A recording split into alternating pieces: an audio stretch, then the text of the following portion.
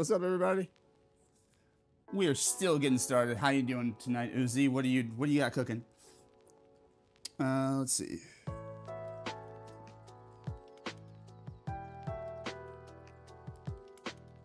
Worse.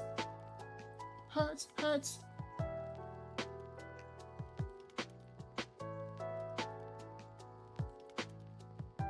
decide later if I want to keep this much light or not. I might go with less light. This is good for now. Oh. Just dance like you're disappointed. Forward.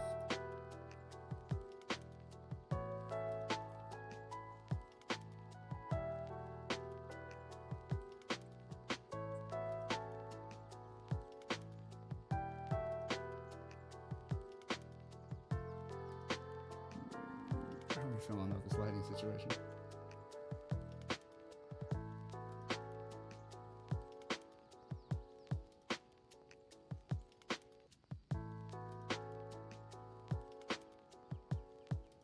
I might do the rotating light for now.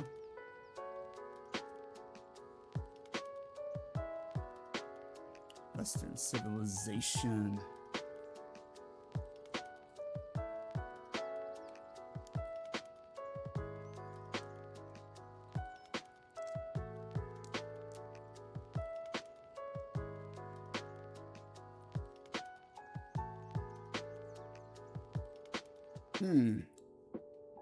I know what I've got cooking. I've got a veggie burger that I need to finish cooking. Hold on. I may have overcooked it. I hate when I do that. But I've got a solution. I can fix it. I really need to make that a command on here. I quote it so often. Dance. Just dance. Dance. Miserable.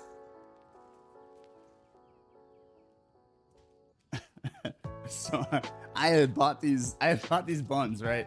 Like I just ordered whatever hamburger buns were like available, right? And this 4-pack was all I needed because I only had 4 veggie burgers I was ordering. And like when I tell you that like they're like these high quality gourmet buns or whatever, but I was so mad when I realized like I had to cut them open myself. I'm like, this is backwards. This is regression, not progress.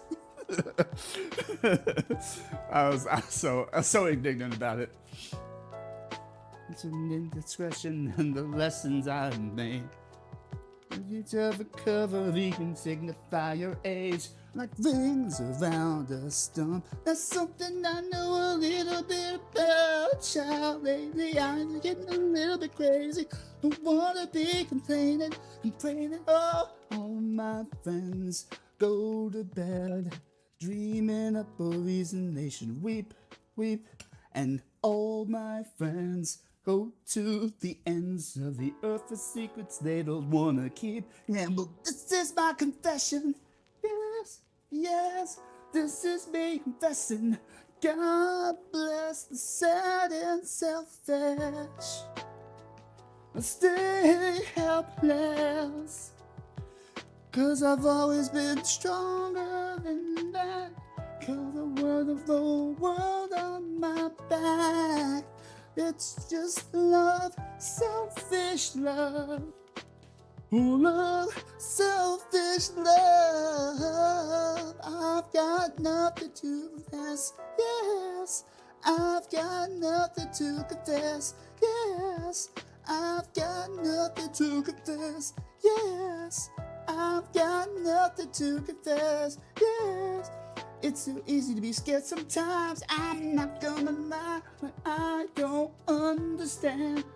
The whole world is been off the bridge, and the only ones living on dry land. All my friends go to the ends of the earth for secrets they don't wanna keep. This is my confession. This is me confessing. The sad and selfish. Hey.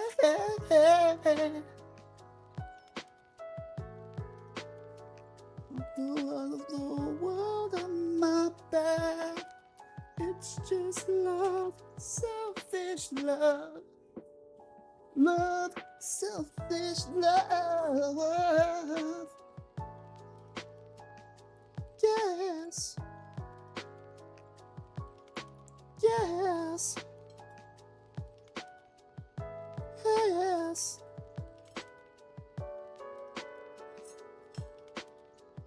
Yes. Yes.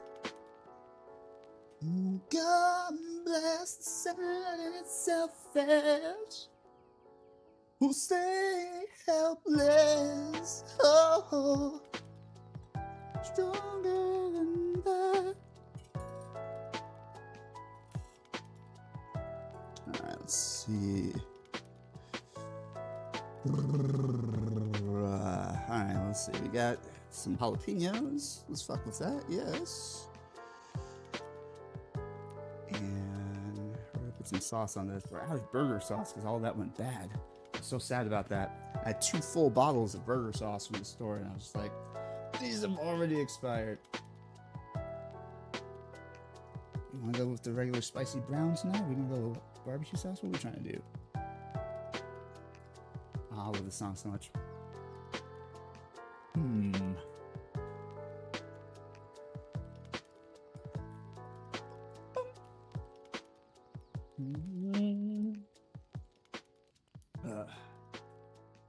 All right.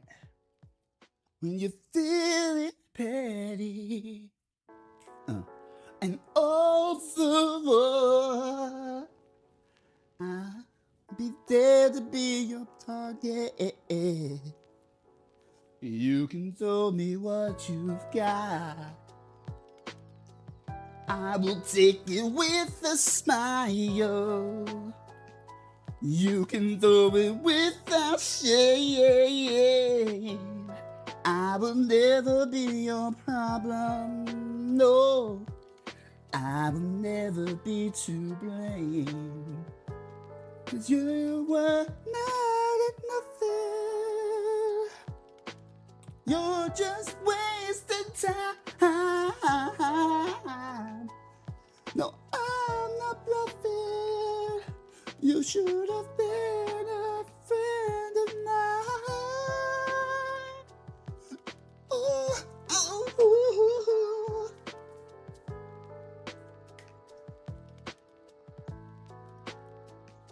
Ooh, feeling guilty and out of steam. I'm looking for forgiveness. Yeah, you can take it out of me. Your thoughts are overflowing with stones you wish to throw, and your eyes filled with excuse. 'Cause someone lit your fuse. There's something you should know. You were nothing. You're just wasting time. I'm not bluffing. You should have been a friend of mine.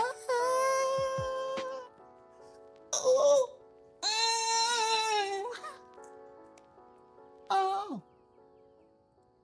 Ooh. Mad at nothing.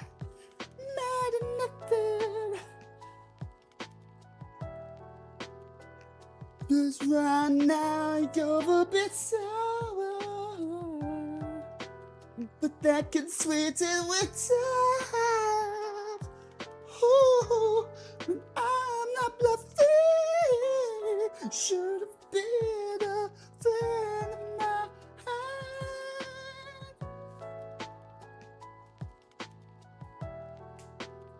That's a damn good song. All right, let's see. Where are we? I should probably put these on toast. Probably not too old. Lightest setting possible. Let's rock with that.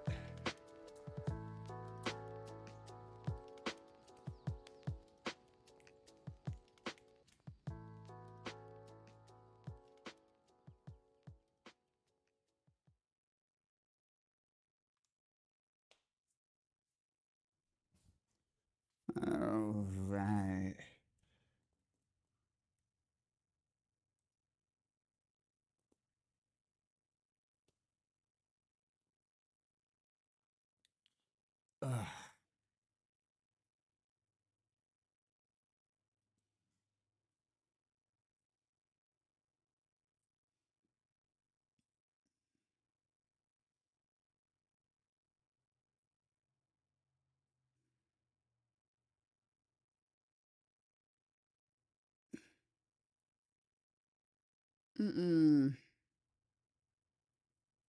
Just realized what happened.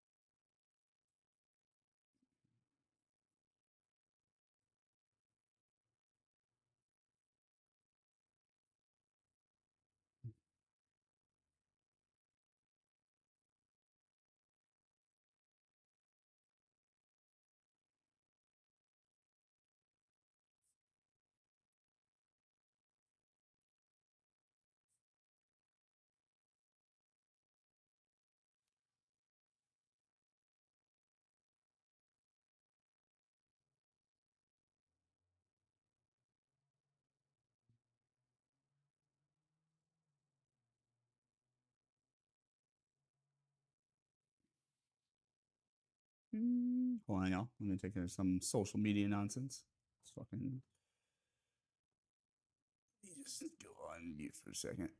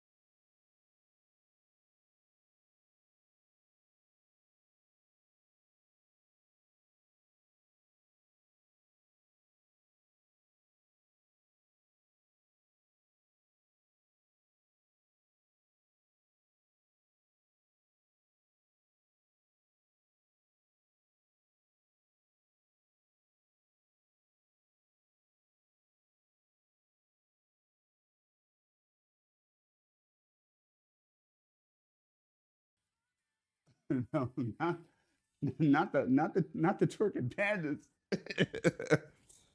I'm not hovering over them currently, but did you get those from iPandakai? Which panda themed streamer did you get those from?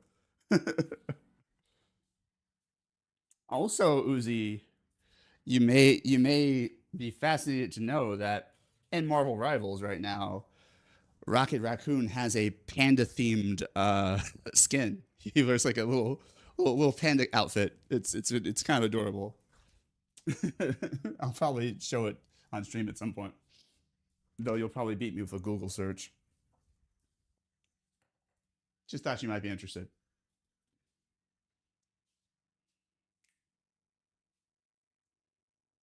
Oh yeah. Four. Oh, well, a perfect song to come on when you say that you're a bit tipsy. Shout out to Patrick Stump. The song is called Run Dry. It's kind of weird towards like the last like couple minutes, but it's really good. I like it.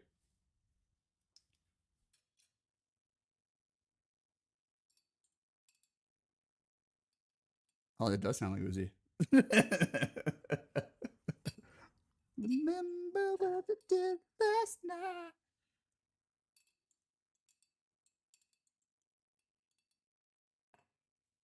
Ooh, ooh, ooh. Is that just so wrong with me? Try. I haven't listened to this one in a minute. This one fucking slaps. This me. Step one, drink. Step two, make mistakes. Step three, pretend you don't remember. Step four, drink a little more. Step five, I need to run dry. I need to run dry. All right, let's get this reheated. Um,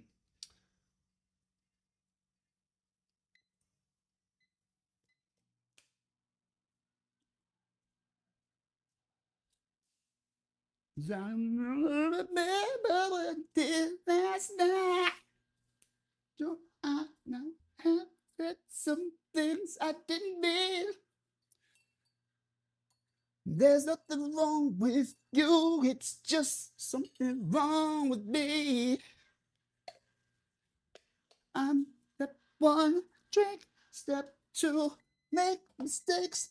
Step three, pretend you don't remember. Step four, drink a little more. Step five, I need to run dry. I need to run dry. And I'm quitting forever on my heart. My fingers cross my heart, cross my fingers. I said one more shot. Forever cross my heart, cross my fingers, cross my heart, cross my fingers. A little too much. Be healthy, no one wants to tell me.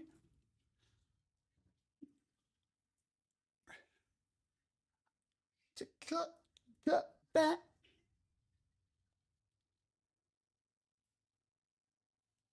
Oh, you think I'm in love with you, baby? I'm just drunk.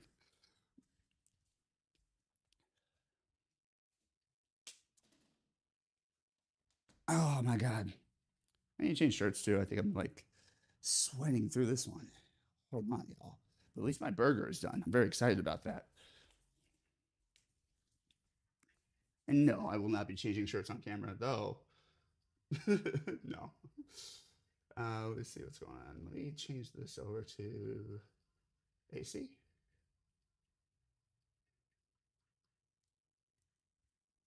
He does a little like transitional two-step thing here, which is cool. This isn't even the weird part. It's like the very end of the song. Like it's like very weird and experimental. Not don't let me fucking drop my microphone. Sure. Hold on. Hold on. Ugh.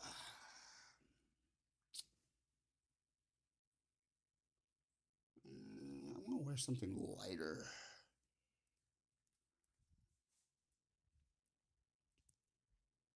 Let me see what's in the other room.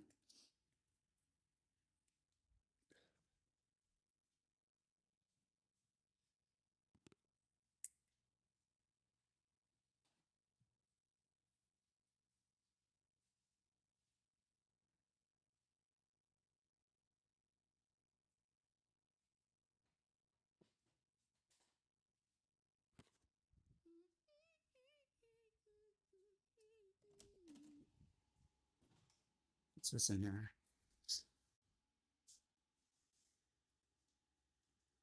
Oh, the tie-dye shirt. Fuck yeah. That's what light-ish.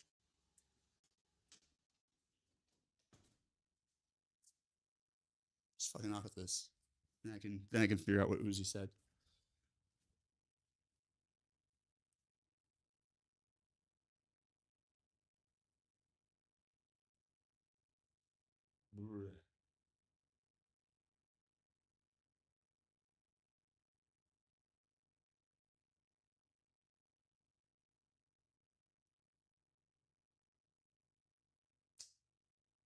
Just the back of this shirt.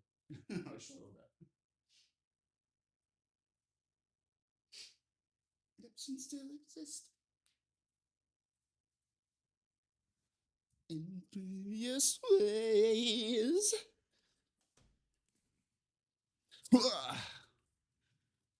All right, let's see. Oh, we got lore. Hold on. So,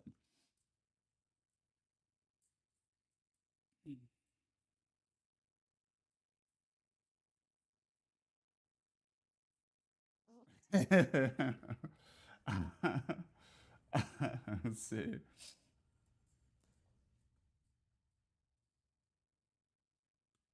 Oh, 7 twerking pandas and a robot getting chased by a duck. I missed that last bit. That's so cute. May or may not be a bit tipsy. I know the furries are gonna have a field day with that one. Oh yes, fucking Rocket Raccoon is a panda. It's adorable or delectable depending on your interest. Um, I'm not even gonna patronize that, but I'll take it as a track on into my list of Uzi in a nutshell tracks as told by Night Owl Mafia. The secret files and origins contained in the Uzi bat computer. I'm a minivan. Okay.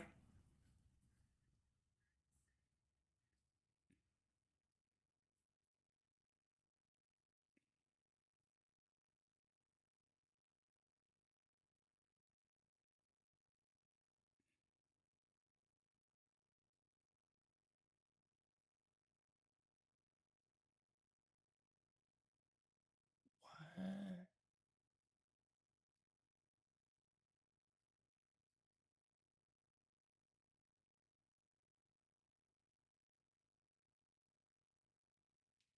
Oh yeah, this is the weird bit. There's like a bunch of like very weird sounds at the end of this track. It's very odd. But I love you, Patrick. I love your weirdness. Hey,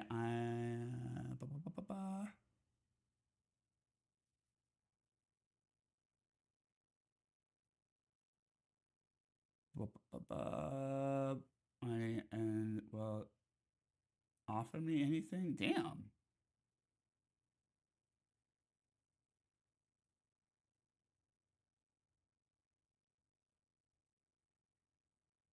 That's why I'm tipsy. Well, that is quite the odyssey. I'm glad you're here to tell the tale. Um, well, I'll be take a load off Uzi. Um, hospitals and errands and friends potentially taking advantage are not the most encouraging or fun of times, and they do drain you. I'm glad you took some self care. I'm glad you're able to calm down, and I hope that you're drinking your water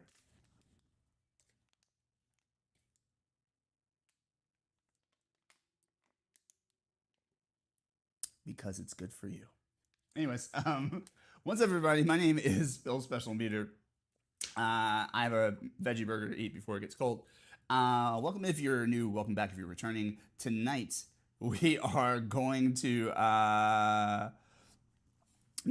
be talking a little bit about narcolepsy. Because if you've not been following on social media today, that was the thing that took me out. I was planning on talking about narcolepsy today, anyways, but it's kind of funny that the day I planned to talk about narcolepsy as part of my 6-day event, excuse me, math, my 6-day event, um, is the day that narcolepsy got the best of me. So we're gonna get into that, but I'm gonna have the little burger first. First of all, how's everyone doing? What's going on in anyone's lives? If you want to share, Uzi shared a little bit. I'm about to share a lot of it. Um, but mostly, I just want to check in, make sure you guys y'all doing all right out there, if anyone is there. Um, mm, hmm.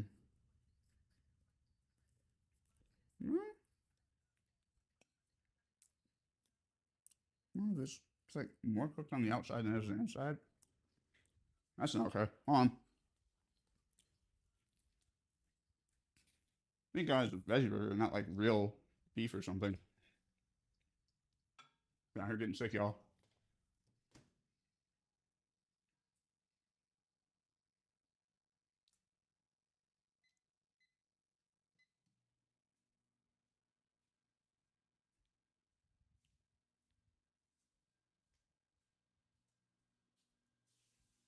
Um.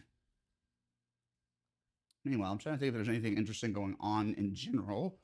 I know we're very close, edging very close to Resident Evil. Medium rare veggie burger. That's a new one. Yeah, fuck that. Fuck medium rare real burgers, but let alone veggie burgers. That's crazy.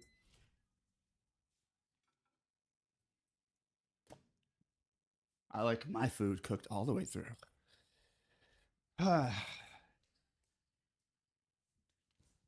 Zah. Wow. I don't know if that helped, but we're gonna pretend it did. Ah, help. Okay. Okay. Go. Hot though. Um,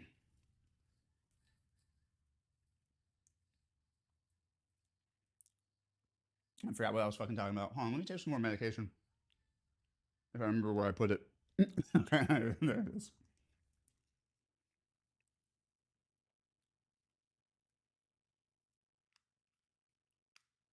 Ba, ba, ba, ba, ba, ba. Yeah, there's. Where's my fucking allergy medication though? Feel alone, don't mind if you don't mind. Be so kind to close the door behind you.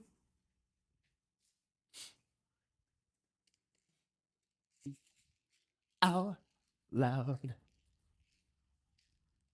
Now I feel like still want somebody who would want them.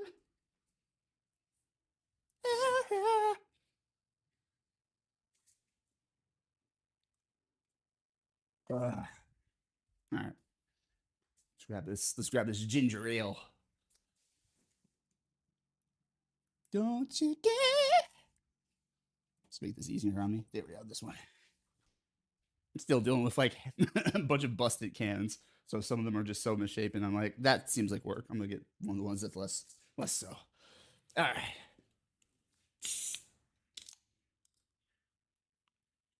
Let's talk narcs. Not narcs. Um, I mean, we can, but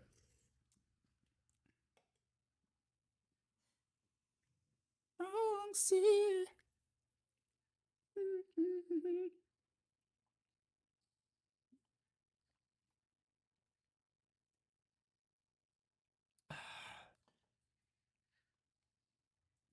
Man, it physically hurts me that people don't know how good Patrick Stump's solo album was.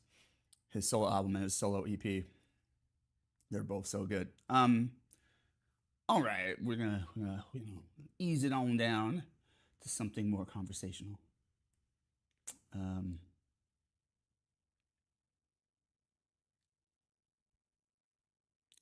oh, not quite. What the fuck? Oh, hey, I got follow. Hey, thank you for. Was that calculator? Okay. Are you excited for Mortal Kombat? Anyways, I don't know. Welcome in. Appreciate you. Anyways, we're gonna take it down a bit. Take it down. Make it something nice and chill up in this bitch. That's literally my even chill stream mix, but that one has too many words. I want just background music, please. 1 a.m. chill session. Yeah, let's do this. What's distance? Mm, mm. Okay, this type shit. Yeah, this type shit. Yeah. No, I think we were better here. Yeah.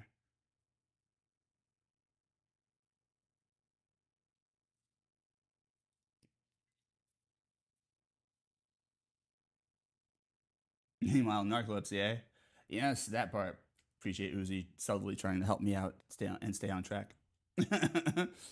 um, let's see. I need to pull up my research. Research over me search, as that one dude always says. Something Lee. I'm just like too tired to remember right now.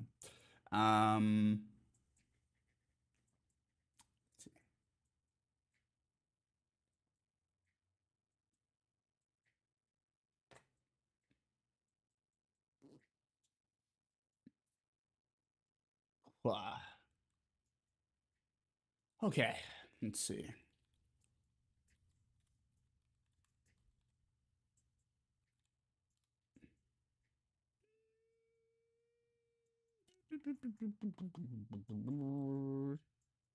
Should I tackle? Yeah, we'll do the two in one since the two are related. So technically, I don't just have narcolepsy. I have narcolepsy with cataplexy. We're gonna talk about both conditions today. Let me just find the best. Yeah, let's start here. From the National Institute of Neurological Disorders and Stroke. Oh, let me turn this music down a little bit. Hold on, y'all. Hold on, y'all. Just turn it down in my ear. It's not too loud for the stream. It's just like fucking. I'm over here blasting it in my own earbuds. All right, for earphones, microphones, earphones. Yeah, there we go. Brain's still waking up. In any case, okay. So as we were discussing over the course of the this is day 3 so far of the fundraiser event, I have multiple chronic conditions. Okay, they're also known as comorbid conditions. It means when you have multiple maladies in your biological ecosystem that are that impact each other and make life more difficult to live. At least according to the common human standard of the average person who is in healthier condition. So comorbid conditions, we kind of like have a domino effect on each other. Like it's when you have more than one condition ongoing, typically chronic condition. We have more than one chronic condition, and they you just have to like live with both, and they impact each other as much as they impact you, and it definitely complicates things. So far, we've talked about on Monday, we spoke about sickle cell anemia genotype SS. I've talked about it at length multiple times throughout my years of streaming, throughout my decade of streaming, over a decade of streaming. Is a condition that is very aggressive and in my face at all times. And it's and of the conditions I have, I believe it's the most underrepresented condition. Sickle cell anemia typically affects Black and brown people, people of South African descent, people of Latinx descent and genealogy, people of Asian descent, both Southeast Asian and Mediterranean or Arab descent. So basically, black and brown people, and because of that, it doesn't get a lot of attention in the mainstream media the same way cancer or Parkinson's or some of the other diseases get, which they all deserve and are worthy of being talked about that way and highlighted. But you know, if it doesn't hurt a white person, like a lot of times in the Western world, we just don't talk about it. So sickle cell anemia we talked about on Monday. Blood disorder affects my overall health because your entire body runs off of blood, right? Blood's like the lifeblood of the body is the joke I keep saying. So because lack of oxygen, yada yada, organ damage, risk of heart failure, stroke, prone to lowered immune system, prone to infection, severe pain episodes. The damaged red blood cells are a different weight and shape and are rigid and curved like a sickle or a crescent moon and get stuck on each other, causing pain episodes as they try to pull apart throughout the body. They also just are prone to like causing clots and blockages and yada yada. So bad news bears, sickle cell anemia. But there are things we're doing as a society and as a culture to and especially from the medical community to find better support and even cures for it, which is cool.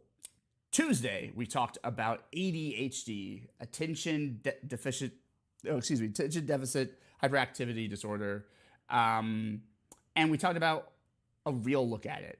ADHD is so popularly thrown around in colloquialisms. Oh, I'm so ADHD, but like people don't realize the actual weight and impact of what having the actual condition is. Sure, we all do things where we will forget our keys somewhere or we'll get distracted and, maybe lose sight of a task, where we will procrastinate or, do things that are synonymous with ADHD. But like, it's not about doing those things a couple of times every now and again, like every human being does, right? There's no normal, but every human being does. It's about the frequency at which those things occur and other behaviors underlying that you track over time that make you go, wait a minute, this is the pattern. This is kind of like your baseline. There are also neurological traces of it. You can see it under scanning. You can scan someone's brain and actually see the pre-markers and the neurological architecture that points to ADHD. If you give somebody a brain scan, they can also test your brainwave activity as you do different activities. And if they find that your brain basically dims or kind of goes darker when like you're engaged in what are kind of like routine mundane tasks or things that really require a lot of focus but aren't very exciting, then yeah, they can kind of tell. If your brain lights back up when it's like I don't know, give Phil a comic book and then suddenly everything's bright and like active and like engaged and focused. It's like, oh, okay, ADHD. So so we talked a little bit about that. We watched a video by I didn't need to watch or cite any videos and stuff for sickle cell because I'm just so intimately familiar with it. But ADHD is something I've been recently doing more study on to learn more about because even though I was diagnosed when I was 10 years old, the nuance and the depth of research just wasn't available when I was 10 years old. What we understood about the condition then is different than what we have learned over the years since. And so, really within the last 3 or so years, I've been learning way more, especially within the last year. I've been learning way more about ADHD than I ever knew, and I realized how much more involved it is in every facet of my life than I ever gave credit for. Because with everything else going on with my health, I didn't have time to think like ADHD was a big deal. It's like, oh, okay, I'll struggle to pay attention sometimes, and I'll take the stimulant and I'll do my best. Like fuck it. But realizing how it affects the senses of taste, touch, smell, hearing, vision, how it affects the way you process information, the executive functions of your prefrontal cortex, all of that stuff is so in depth. If you missed that stream, the VOD is up on Hard Mode Selected. It's probably a mess of things you need to fast forward through, but there's a specific section where we're talking about ADHD. We'll watch a video by a TEDx talk by a YouTuber who has a channel called How to ADHD, and her name is Jessica McCabe, I believe, and she's fucking brilliant. She's fucking excellent. She has ADHD, and her whole life was really severely affected by it, and she shares her story, and she continues to share information and education and community and resources and togetherness as those in the community of who have ADHD or care for someone who has ADHD, to can have this ongoing resource to help out. She's awesome. Give her a look. So that was Tuesday. Okay. Today we're on to, I mean, it's probably no longer Wednesday at this point.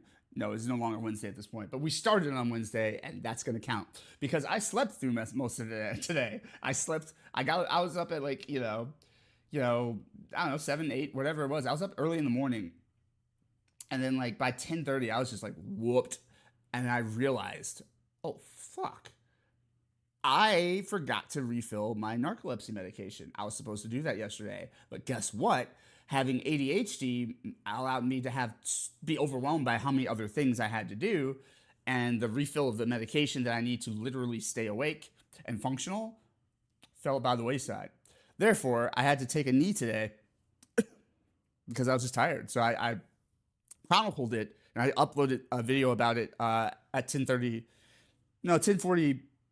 10:50 this morning, just letting people know, like, this is what this looks like. This is how comorbid conditions can really mess with your life, and this is what I look like without the stimulants in my body. It's quite the 180 from what you're used to seeing me as. And so I uploaded that to my Instagram. I need to upload it to the fundraiser page as well, and actually YouTube, because you don't upload things directly to GoFundMe. GoFundMe lets you link YouTube videos over, so I need to upload it to Heart Mode Selected. But in the interim, that's how it went down. I didn't have enough. I didn't have the medication I needed to function throughout the day, and my whole day was just stalled. I immediately fell asleep, like, I don't know, within minutes after making that post, and that was, like I said, like that was around 10:50 this morning. I did not wake back up until 4:30 p.m. 4:38 p.m. Today. Or yesterday, I should say. 4:38 p.m. on Wednesday. So that's how long I was out, just because I didn't have the right medication. And even then, when I got up, I was still tired. And that's what we want to talk about right now. What is narcolepsy, you may ask? Well, I'm going to tell you. Narcolepsy is a chronic neurological disorder that affects the brain's ability to control sleep-wake cycles. People with narcolepsy may feel rested after waking, but then feel very sleepy throughout much of the day. Many individuals with narcolepsy also experience fragmented sleep at night, meaning they can't stay asleep for long periods of time. In a normal sleep cycle, people enter rapid eye movement, REM. Also a dope-ass band. Sleep, REM sleep, or REM sleep, after about 60 to 90 minutes, okay? REM sleep is the sleep stage during which people do the most dreaming. I fucking forgot about that. I often tell people how very rare it is for me to dream. I don't dream very often. I'm actually more prone to dreaming when I'm on some sort of substance.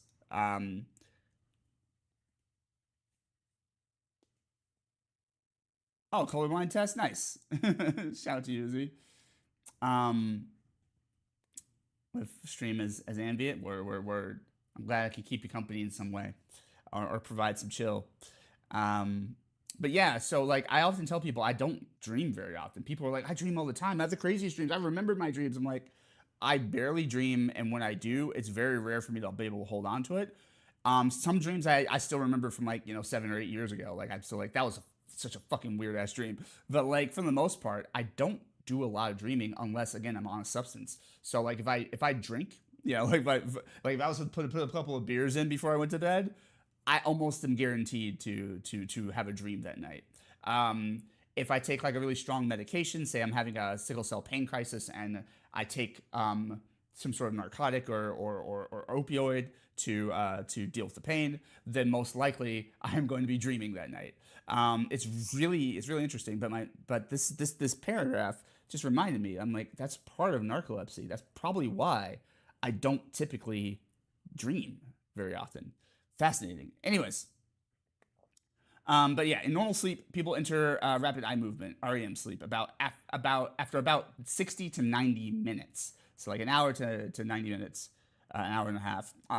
REM sleep is the stage during which people do the most dreaming. The brain keeps the person's muscles limp during this sleep stage, which prevents them from acting out their dreams.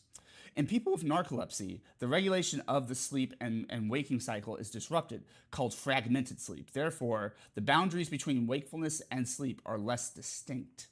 Wow. And elements of sleep and wakefulness can mix. Oh my God, that explains a lot. People with narcolepsy frequently enter REM sleep much more quickly, often within 15 minutes of falling asleep. They can also experience muscle weakness or dream activity of REM sleep while they are awake. Narcolepsy can greatly affect daily activities. If narcolepsy is not diagnosed or treated, it can interfere with emotional well being, social interactions, and the ability to think clearly, which can affect school, work, and social life. I want to talk about that. I'm going to have a bite of my burger. Mm. Mm. That fucking slaps. Mm. Um.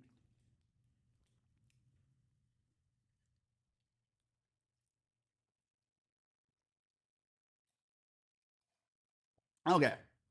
So that was a lot of information packed in just that bit.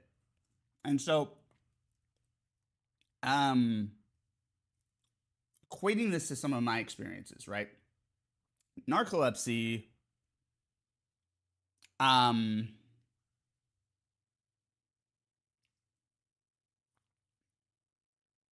narcolepsy is something that we'll get into as we read further. Is something that is genetic and is just something that you either how do I want to put it? Basically, I've had narcolepsy all my life. I didn't know though. Okay, I wouldn't get diagnosed as having narcolepsy until I want to say somewhere between ages like 28 and like 30, like 32 maybe, somewhere in there. um I would finally figure out, like, oh shit. This explains a lot. I'm not even remember I don't even necessarily remember how we found it out, why we thought to look. I think what happened was, at that time, even with years of kind of understanding sickle cell anemia, which also causes chronic fatigue, and ADHD, which can also affect your energy levels and cause fatigue, and depression, which can also cause fatigue because it affects your energy levels. I had a lot going against me and still do. Um, Even with those things managed, I still felt like, man, I'm just so tired all the time, and I don't know what it is. And like my numbers, my hemoglobin counts are looking okay. Like it doesn't make sense. Why am I still this tired? And as I described to my doctors, that like I'm getting sleep. I'm not like being I'm not like just staying up all night and like wondering why I can't function. I'm sleeping 8 hours, 10 hours, 12 hours, and I'm still tired when I wake up. And so, and it doesn't matter if I get 4 hours of sleep or 9 hours of sleep, I'm the same level of tired. What the fuck is this? And so my doctor suspected I might have what is known as sleep apnea. Sleep apnea, which is also a sleep disorder that can be found in by neurologists who work in sleep medicine, is a disorder in which you momentarily, for short moments of time, stop breathing while you're asleep. Because you stop breathing, you're getting less oxygen to your brain, and your body is less rested upon waking. So when you wake up, it's like you feel like, even though you slept for 8 hours, you still feel like, what the fuck, like I can barely function. Sleep apnea and narcolepsy can resemble each other, um, until you know which thing is actually causing the problem. So to combat this, what they did is, I was referred to a neurology team, a sleep medicine team, which is a very specific branch of neurology, and I was told they need to do a sleep study to check for sleep apnea. So what happened is I check into a hospital overnight. Like, I'm going in like 9, 10 in the evening, and I pack overnight supplies, and I stay in a literal hospital bed. They hook me up to a bunch of electrodes and machines, and they study my brain waves, um, and they basically map what my brain is doing while I'm asleep. I take basically I sleep in chunks, like regimented chunks of time, and then they intentionally wake me back up. And then they have me take a series of naps, and they wake me back up, and basically they take notes, and they kind of study the results of those diced up sleep periods. Sleep study is actually not great for getting good sleep, because they have to by nature keep waking your ass up. It's the nature of being in the hospital. If you've ever been inpatient in the hospital, that's just kind of the vibe. But sleep study, they're doing it with purpose, as they always are. They're doing it with purpose to try and map specific lengths of time that you're asleep, how quickly you fall asleep, how quickly you enter REM sleep. All of these things are factors, and more importantly, what they were looking for at the time, whether or not I literally stop breathing while I'm asleep. So after the test was done and they got the results back to me, they were like, "Look, you do not have sleep apnea." I was like, "Yes," but also, what the fuck's wrong with me? They're like, "Well, here's the fun part: you have narcolepsy," and I was like, "What?" Now, see, narcolepsy, while a lot of people I talk to have never even heard of it, narcolepsy is something I was at least familiar with thanks to popular culture and movies. There always be these like kind of depictions in cartoons and movies and stuff, usually comedies, where somebody's just talking to you, and while standing on their feet, maybe leaning against a broom or something, they just immediately go to sleep mid conversation, right? And I was like, oh, fuck, no. So I had this very broad stereotype of like what narcolepsy looked like. I thought like, oh no, I'm gonna start falling asleep in the middle of shit. What the fuck? And they ask you a bunch of questions in the sleep study medicine team. They ask you like, you know, basically on a scale of 1 to 10, how likely are you to fall asleep while riding in a vehicle as a passenger?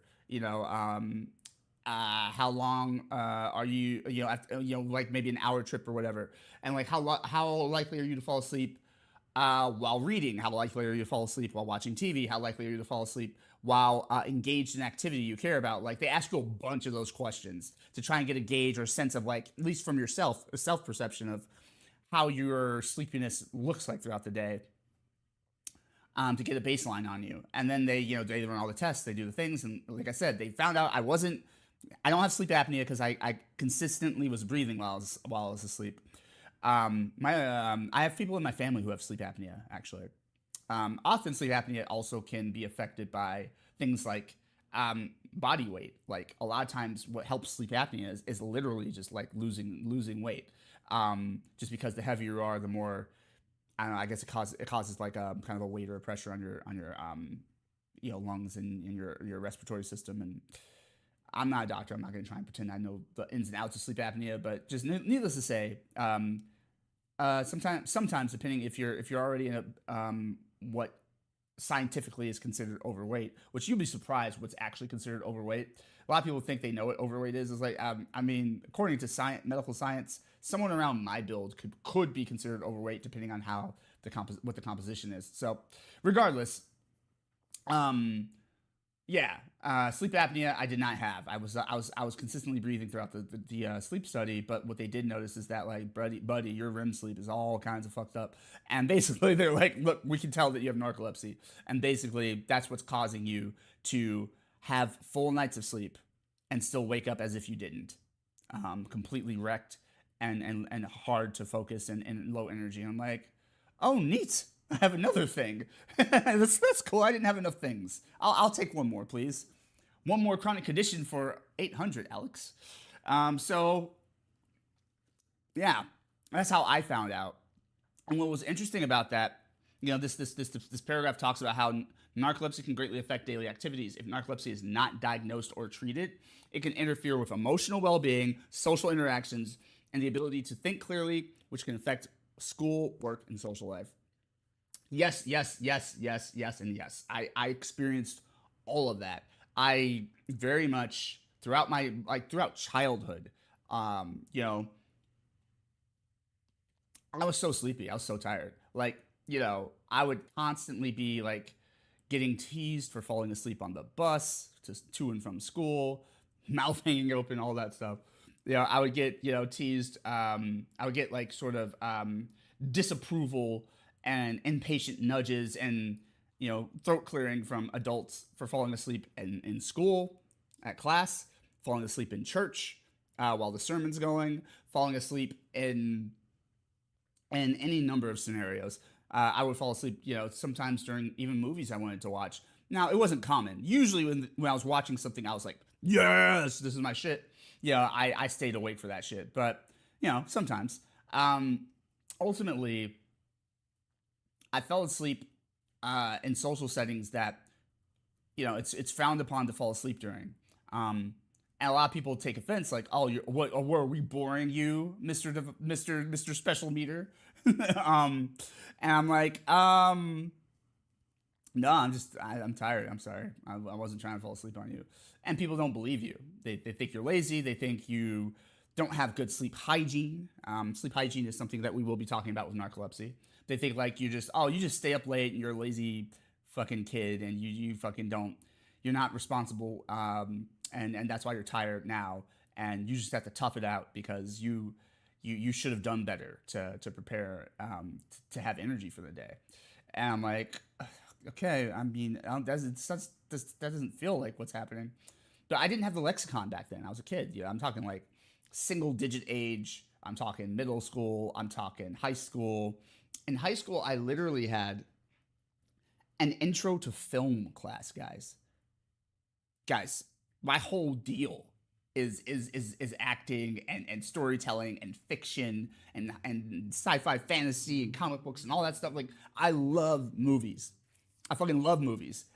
So much that I made it my career to work in film and theater and all that stuff.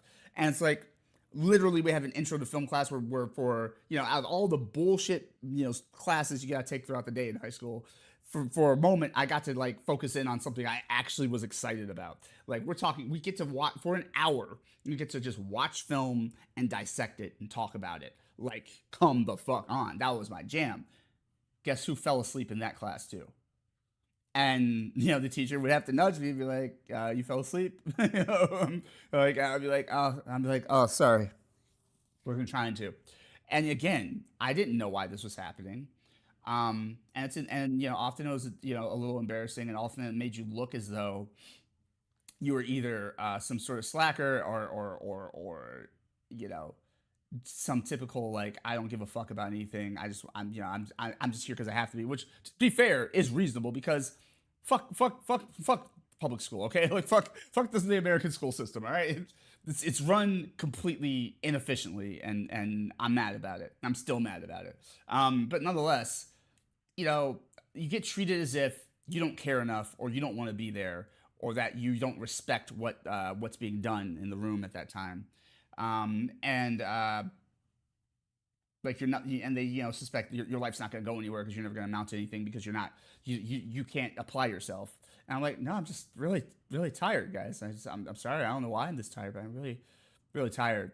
And even parents and stuff, my parents like loved me and meant well, and they knew I had other conditions, but like, there are times they were frustrated when I fall asleep in church, or when I overslept and didn't get to school on time, and things like that. Like, they wanted me to be more responsible. They wanted me to, like, because they're stressed. They can't have their kid like getting like kicked, expelled or kicked out of school just because he won't show up on time. And they don't want me to develop a habit where I don't follow through on things, or show up, or can't hold a job or whatever because I won't get out of bed.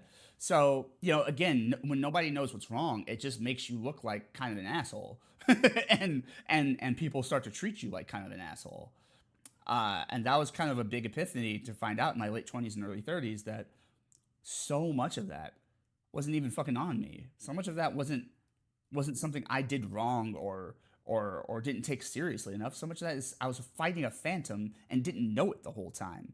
There's like this specter that was, strangling me and forcing me to fall asleep, putting me in a chokehold. And I'm over here thinking like, man, I'm just not applying myself, I guess. Man, what's wrong with me?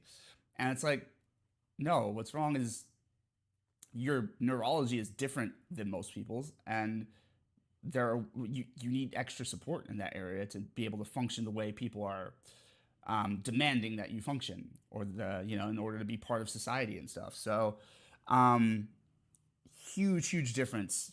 That's why I like talking about these things openly, because a lot of times when people don't know they're up against something, it can crush your self esteem, because you think, well, everybody else is getting it done. Why am I not? Why am I not getting it done? Why do I keep fucking this up?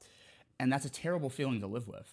And that's why I'm always such a big advocate for like health and understanding one's own health throughout your entire physical being, which includes your brain. And your brain contains your mind, which is your thoughts and your feelings. So your consciousness. So it's important to understand these things. I can't diagnose you, and I cannot tell you what you do or do not have. And just because you hear something that resonates with you here today doesn't mean you have what I have. But it may be worth it to go to a medical professional and find out. So I always like sharing this information. I also know there's people out there that know they have some of these conditions too, and it's nice to feel less alone. It's nice to understand somebody else gets the struggle, and there's you're not a problem. If there's nothing else you can take away from these talks, is that whatever you're dealing with, whatever you've got going on in your life, whether it's a chronic condition or maybe some sort of trauma you've endured throughout your life or whatever, I want to say that whatever you have, whatever you're dealing with, however you're getting through, you're not broken. You're not wrong.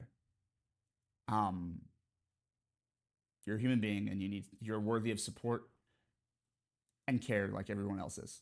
But in any case, yeah. So I went through a lot of my life. I mean, we're talking, yeah, like I said, late 20s, early 30s.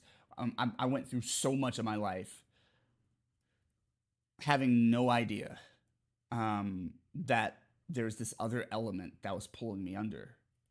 So I was working out of a deficit every day that I didn't even realize I was working out of. I already knew I was working out of a deficit with the other conditions I had, but there's this whole other, this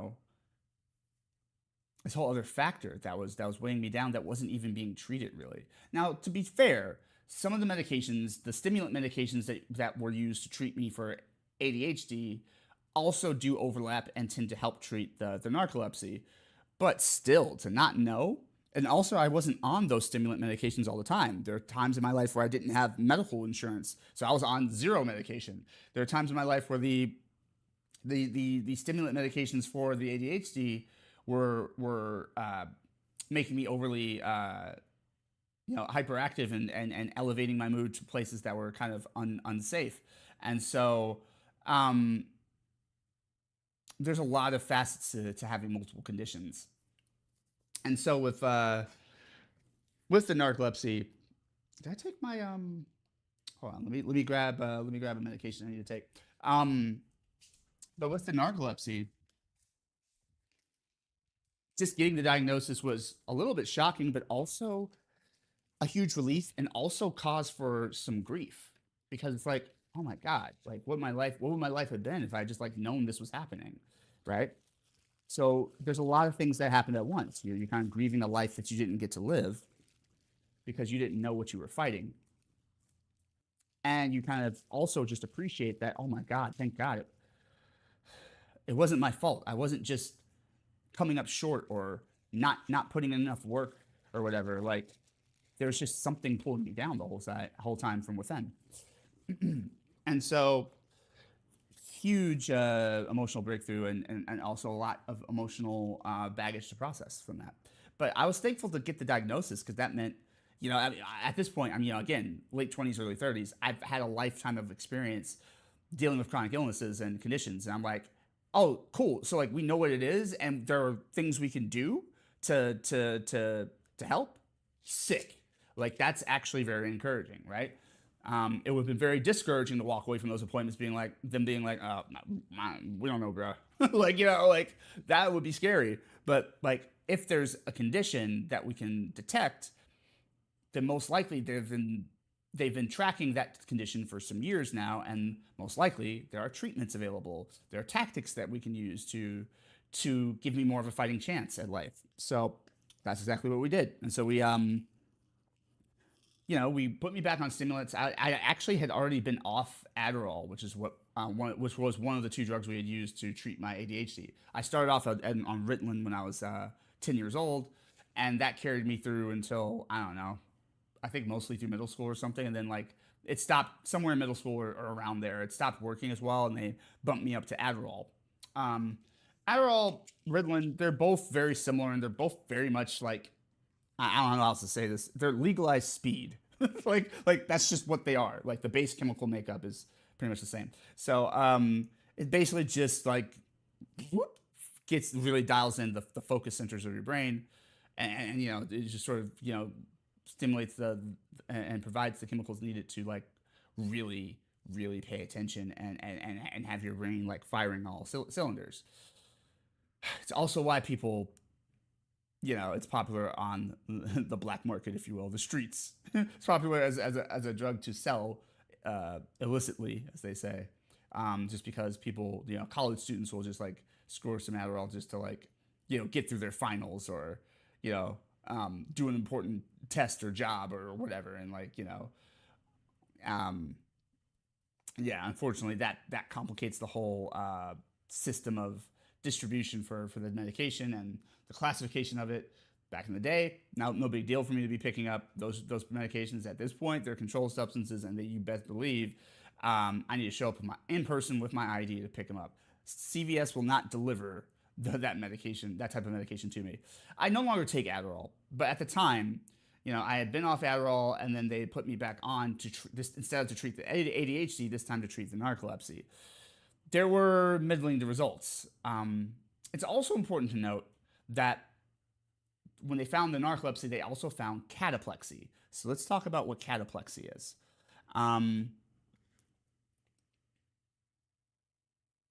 Cataplexy. Oh, they put it way down here. Oh, no. I must have skipped it. Let me find it again. Types of narcolepsy. Okay. There are two major types of narcolepsy. So I guess I have type 1. I didn't know they changed the classification. But I have type 1 narcolepsy, previously known as narcolepsy with cataplexy.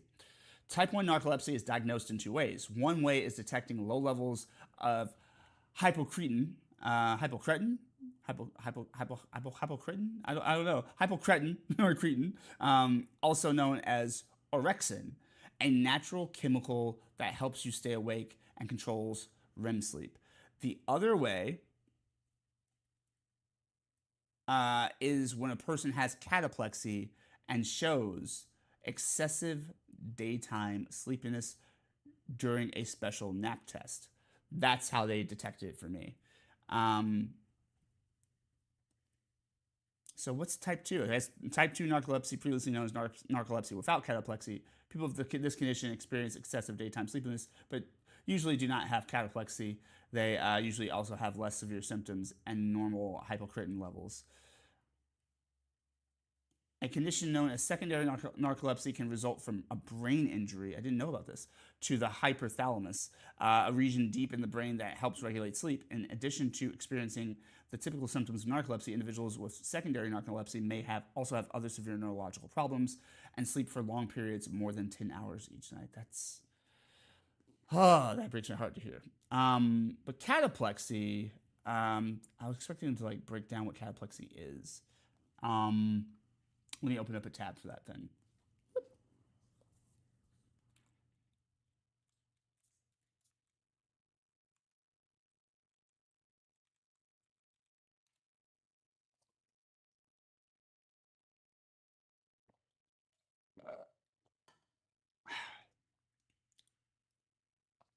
Okay.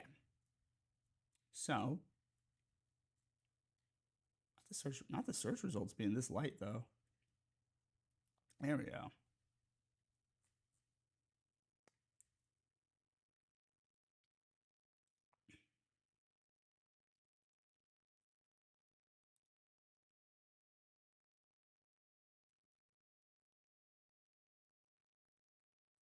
All right. So Cataplexy is a sudden muscle weakness that occurs while a person is awake.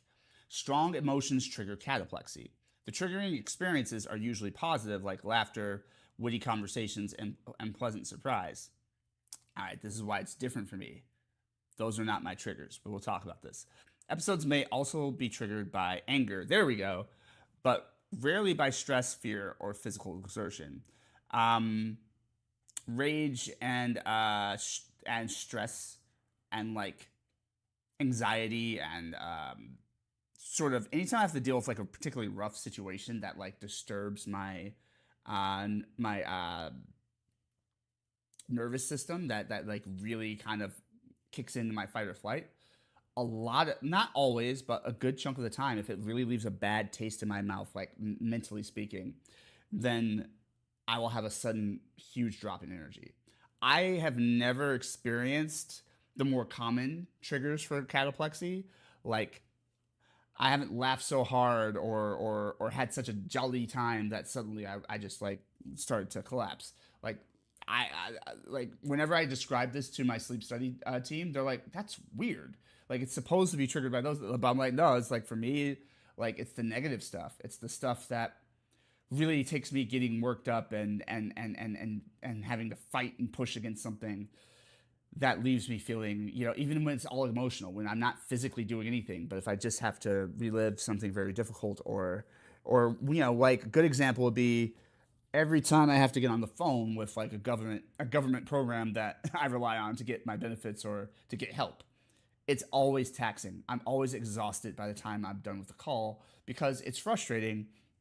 It's long wait times for sure, but like it's also just a system and organization that doesn't really give a shit about me, and it's just like going through their checklist of pre-scripted like lines about like how I'm supposed to do stuff. I did that. I went through that yesterday. I got on the phone with my IHSS social worker. So IHSS is in-home supportive services. I'm eligible for in-home supportive services, but I've yet to find an IHSS provider, which means like a caregiver or a worker that is a good fit for me. The system sucks, and they give you a bunch of names, and I have to do all the work. I have to like go through. Basically, they give me 7 names at a time. I go through those names of available providers in my area. I have to call them and reach out to them and be like, hey, I'm so and so, Phil Special Meter. I have like need of home health support and blah blah blah. You need to be able to do these things for me, like and like this is what I'm looking for. This is how much it pays. This is how many hours I have. Are you available? Would you like to have a meeting and see if we're a good match? And I have to do that with each person, and like half the time, I would say like 70% of the people just don't even call you back, don't even respond, or they respond hella late. And the few who do, then you're stuck sorting through that small pile and going like, do any of you like actually make sense to come in my home and help me every week? It's really frustrating. And when I talk to my sister, Rowdy Ray Ray, who lives in Texas, where she lives, it's like they do that shit for you. They assign someone to you, and then you see if it works. And if it doesn't work, you or the person who was assigned to you, either one of you can go, yeah, this ain't it, and then they will reassign a new person. But here in the lovely state of sunny California, I have to be my own. I have to be the employer. It's like the government will like basically say like, okay, the state government's like, okay, cool, you're eligible for this many hours of in-home supportive services. Now it's up to you to go ahead and find someone, vet them, interview them, hire them, and you need to manage the logging their worked hours and all this. It's like, so wait, I'm a person who's already floundering and drowning under chronic conditions. I'm already not doing well, and I'm already falling behind on my normal day-to-day tasks, which is why I'm asking for the help. But you want me to do more work. You want me to employ the person and monitor their, like, it's just so crazy. So anyways, I was on the phone with a social worker because I was like, hey, I need more hours because my conditions have gotten worse. I'm dealing with new things and new symptoms that are difficult for me. I need more support. And also, it's hard to hire someone because the amount of hours I have aren't very enticing to somebody who might be looking to like make a living off of being an IHSS worker. And so I had this conversation, and like this social worker sucked.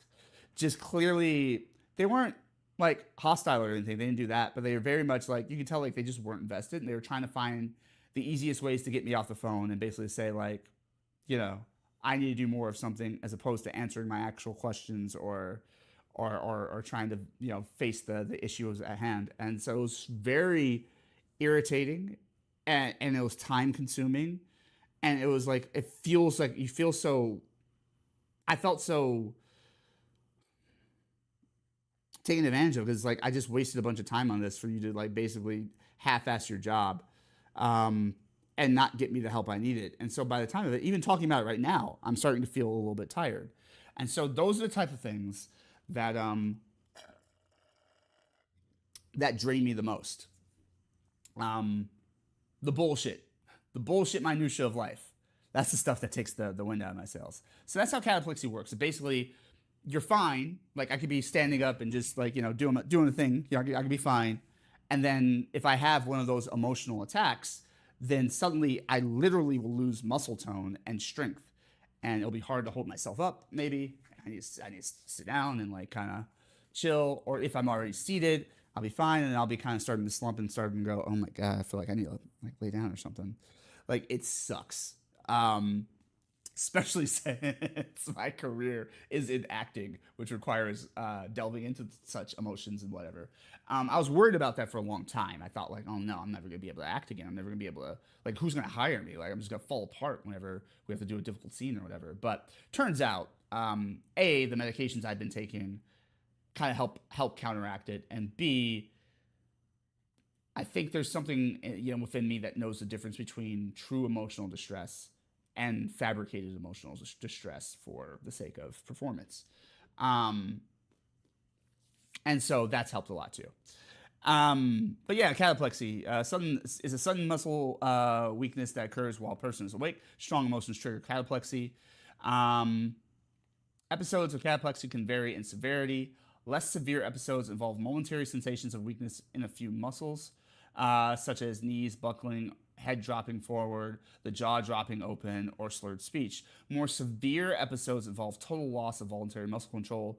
During more severe episodes, a person collapses and cannot move or speak. Yeah, that sucks.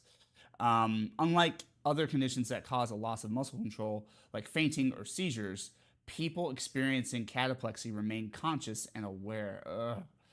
It may help to understand what causes cataplexy and how to cope with episodes. Now, I wonder if cataplexy and sleep paralysis are connected. I wonder if we're gonna. They might talk about this. Hold on.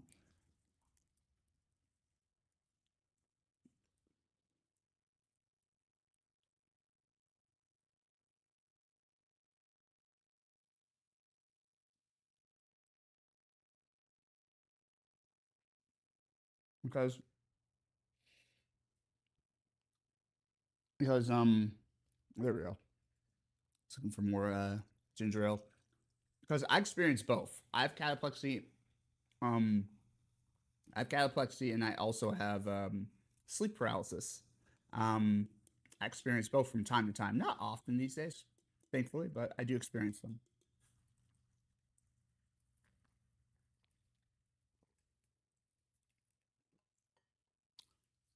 Very recently, I've been having more episodes of sleep paralysis, and it's been pissing me off and freaking me the fuck out. I hate it when it happens. I've had it so many times over my life that I know it's happening when it's happening. Right? When I have sleep paralysis, I'm like, fuck, this is sleep paralysis. When it first started happening when I was a kid, I was like, like 8, 9, 12 years old, in that range. Like I started to have sleep paralysis, and I didn't know what the fuck was happening. So I remember I have a distinct memory going on to when I was like, yeah, like God, I don't know what age I was. All I know is that my older brother, shout out to Star Cardinal, had gotten an N64 for whatever reason during this time period. It was like around the holidays. Like, he was playing the N64 in my room. I don't know why the N64 was in my room. I forgot, but it was his system. But he was playing it in my room, and sitting at the edge of my bed, and he was playing the games. Excuse me. I think he might have been playing Shadows of the Empire. Shout out to Dash Rendar. And so I was laying down in bed, like I had been zonked, and so I woke up, sorta. My eyes opened. I could see my brother in front of me. I could see that he was playing video games on his N64. You know, I think he was shooting what do they call them? Wampas, like the big like snow yeti creatures in Star Wars. He was there. He was like on Hoth, and he was fighting those things. Those things were creepy as fuck in that game. I'm not gonna fucking lie. Anyways, he was doing that, and I was laying down behind him, right? Because he's at the edge of the bed. I'm laying down I'm laying down across my bed, and he's at the very edge of the bed, like sitting in front of the TV playing, and like I could see him, but like I can move my eyes, but that was it. So like I'm laying there, and I can move my eyes, but I could not move any other part of my body, and I was really really freaked out. I'm going to continue to put up the trigger warning because I don't want anyone getting, deeply disturbed by this stuff. But like, I'm just there and I can't move, and like my body won't move, and it's hard to breathe. Like it's hard to like take full breaths, and I can't get words out. I could kind of get, but like that's about it. Like I couldn't talk, and I was like, what the fuck? And I was so scared, and I thought like, am I dying? Like what's happening to me? After several excruciating minutes, suddenly I would feel a sensation of like I was trying my best. I was using all my willpower to move, and I started to be able to like twitch my fingers, twitch my toes, and then suddenly my whole body like kind of shook a little bit, and then I was like, oh my god, and like I can move, and I was like, I didn't know what the fuck that was, and I was so like shocked by it, and I just didn't know how to describe it. I didn't even tell my brother what had just happened. He thought I just like woke up, and I was just like I didn't know how to explain to him since what was happening. It happened a few more times throughout my youth, and I talked to my dad about it, and he was just like, "Oh, that just happens sometimes. It just means you're like half asleep. You're half awake, you're half asleep." And he was not concerned. That's about as much concern about much explanation he gave me. I assume he had experienced himself. Later on, my biological mom, shout out to mom, she would tell me, you talked to the wrong parent about this because you told me I would like take you to see somebody who would have done something. So funny to me. But yeah, that was sleep paralysis, but I didn't know what sleep paralysis was. Now, other people might also experience hallucinations when this happens. A lot of people talk about having a dream demon, like they'll see like some sort of being or creature that sits on their chest or sits in the corner and stares at. I'm like, that sounds super fucked up, and my heart breaks for you for having to like deal with that. I do not. I never hallucinate anyone else being in the room. Sometimes I do hallucinate sounds, or like I'll hear like a buzzing, like I think like a bee or a wasp is in my room, and I can't move, and I'm like panicking because I can't move. I don't see anything, but I hear something, and then I snap out of it, and I'm like, oh, okay, that was a hallucination. That sucks. I'm still shaken up and scared, and I'm leaving this room. So like that happens. That happens from time to time. It's been happening again lately, which troubles me because I'm like I've gone like so many months, so many years even without having to experience it again. But like it's been coming back lately. I've had some changes in my narcolepsy recently, and we'll get into some of that too. Not the least of which are sleep attacks. I didn't used to get sleep attacks before. I'm getting sleep attacks now. That's been a very recent development within the last like 3 months or so. Fun fact, my current sleep doctor told me, yeah, narcolepsy changes over time. Like you might get new symptoms as you age. I'm like, oh, cool. Didn't have enough of that. That's dope. Let's fucking go. In any case, yeah, so cataplexy, yeah, so spontaneous muscle weakness, you just lose tone and strength in your muscles, and your muscles just kind of fail you more or less, and there are different degrees of that muscle failure. Um, all right. How is cataplexy related to narcolepsy? Narcolepsy is a sleep disorder. Yeah, we covered how narcolepsy works. Blah, blah, blah.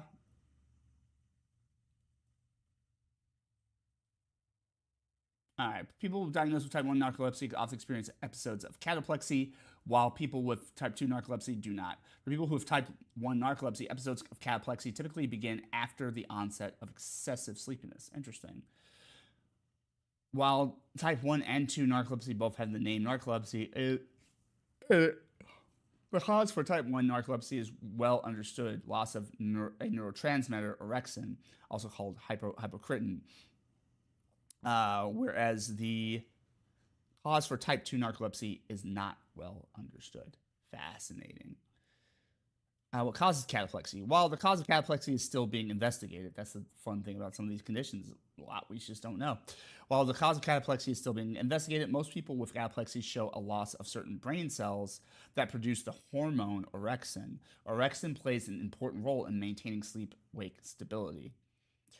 Much of what we know about the relationship between orexin and cataplexy comes from type 1 narcolepsy research. This research suggests that several factors may contribute to a loss of orexin in people with type 1 narcolepsy. Autoimmune disorders. A loss of cells that produce orexin may be related to dysfunction in the immune system. In autoimmune disorders, the body attacks its own healthy tissue by mistake. There's increasing evidence that type 1 narcolepsy may be caused by the immune system attacking cells that produce orexin after exposure to a virus with similar surface proteins. Holy shit. So, this is the fun part about comorbid conditions, because I have sickle cell anemia. Sickle cell anemia causes low immune system. I've caught God knows how many viruses and infections over the course of my life. Like I said in my video about sickle cell, I've caught pneumonia at least 9 times in my life. So knowing this about a potential cause for, narcolepsy type 1 and cataplexy is that, it may be caused by the immune system attacking cells that produce orexin after exposure to a virus with similar surface proteins. Anyway, so we gotta keep going. Family history is another factor. While potential genetic links aren't fully understood, around 10% of people with type 1 narcolepsy have a close relative with similar symptoms. I know I have at least an aunt who has narcolepsy as well. More than 85% of narcolepsy patients with cataplexy share the same human leukocyte, an antigen, LHA, allele, LHA DQB10602, fuck ever. Comparatively, this allele is found in 12% to 38% of the general population. Interesting. Brain injury is another cause. Some people with type 1 narcolepsy lose orexin containing brain cells due to brain injuries, tumors, and other acquired diseases. Cataplexy isn't always linked to narcolepsy. Around 30% of cataplexy episodes are related to other disorders, including Niemann-Pick type C disease, NPC. It's literally called NPC. No way. I'm sorry. I mean, it sounds like it's about to be something very serious, but I can't help but think of a non-playable character in terms of video games. But NPC is a rare genetic disorder characterized by the body's inability to transport lipids such as cholesterol within cells. Crazy. Leading to accumulations of fatty substances in body tissues. People diagnosed with NPC may experience a variety of neurological symptoms, including cognitive impairment, dementia, and oh man, that's rough. Prader-Willi syndrome. Prader-Willi syndrome is a genetic condition that begins in childhood, leading to early feeding challenges, delayed growth and development, and an insatiable appetite. In this condition, both excitement and food may cause cataplexy. Wow. Angelman syndrome. This genetic disorder affects the nervous system, leading to intellectual disability and speech impairment and problems with movement and balance. Cataplexy has been reported in many children with this disorder. In rare cases, cataplexy can also be the side effect of medications. This is what I was hoping they get to. Suvorexant, a medication for insomnia that blocks orexin, can cause cataplexy in rare cases. Two newer medications in this class, limborexant and daridextant, may pose the same risk. Fortunately, cataplexy typically disappears after patients stop taking these medications. Okay. How is cataplexy treated? Cataplexy can be a debilitating symptom of narcolepsy when it is poorly controlled, says Dr. Brandon Peters, MD. Medications may provide some relief, and supportive interventions are also important. Although the loss of hypercretin associated with cataplexy is irreversible, treatment can help to decrease episodes of cataplexy for many people. Can include medications such as antidepressants, which I do take, or sodium oxybate. Sodium oxybate is a generic name for Xyrem or Lemires. I do not take those, says Dr. Peters. But we also have Xywav now. There are new medications like Wakix used in narcolepsy, and several in development that would also treat cataplexy.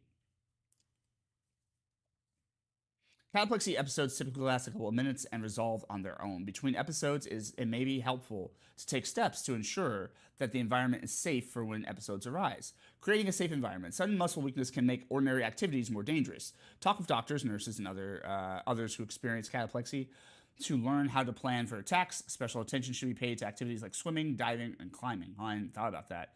Thankfully, my cataplexy is not severe at time of recording. It's not severe enough to be concerned. If I'm doing something, I'm doing something, and it's not likely that cataplexy will trigger when I'm trying to do something important.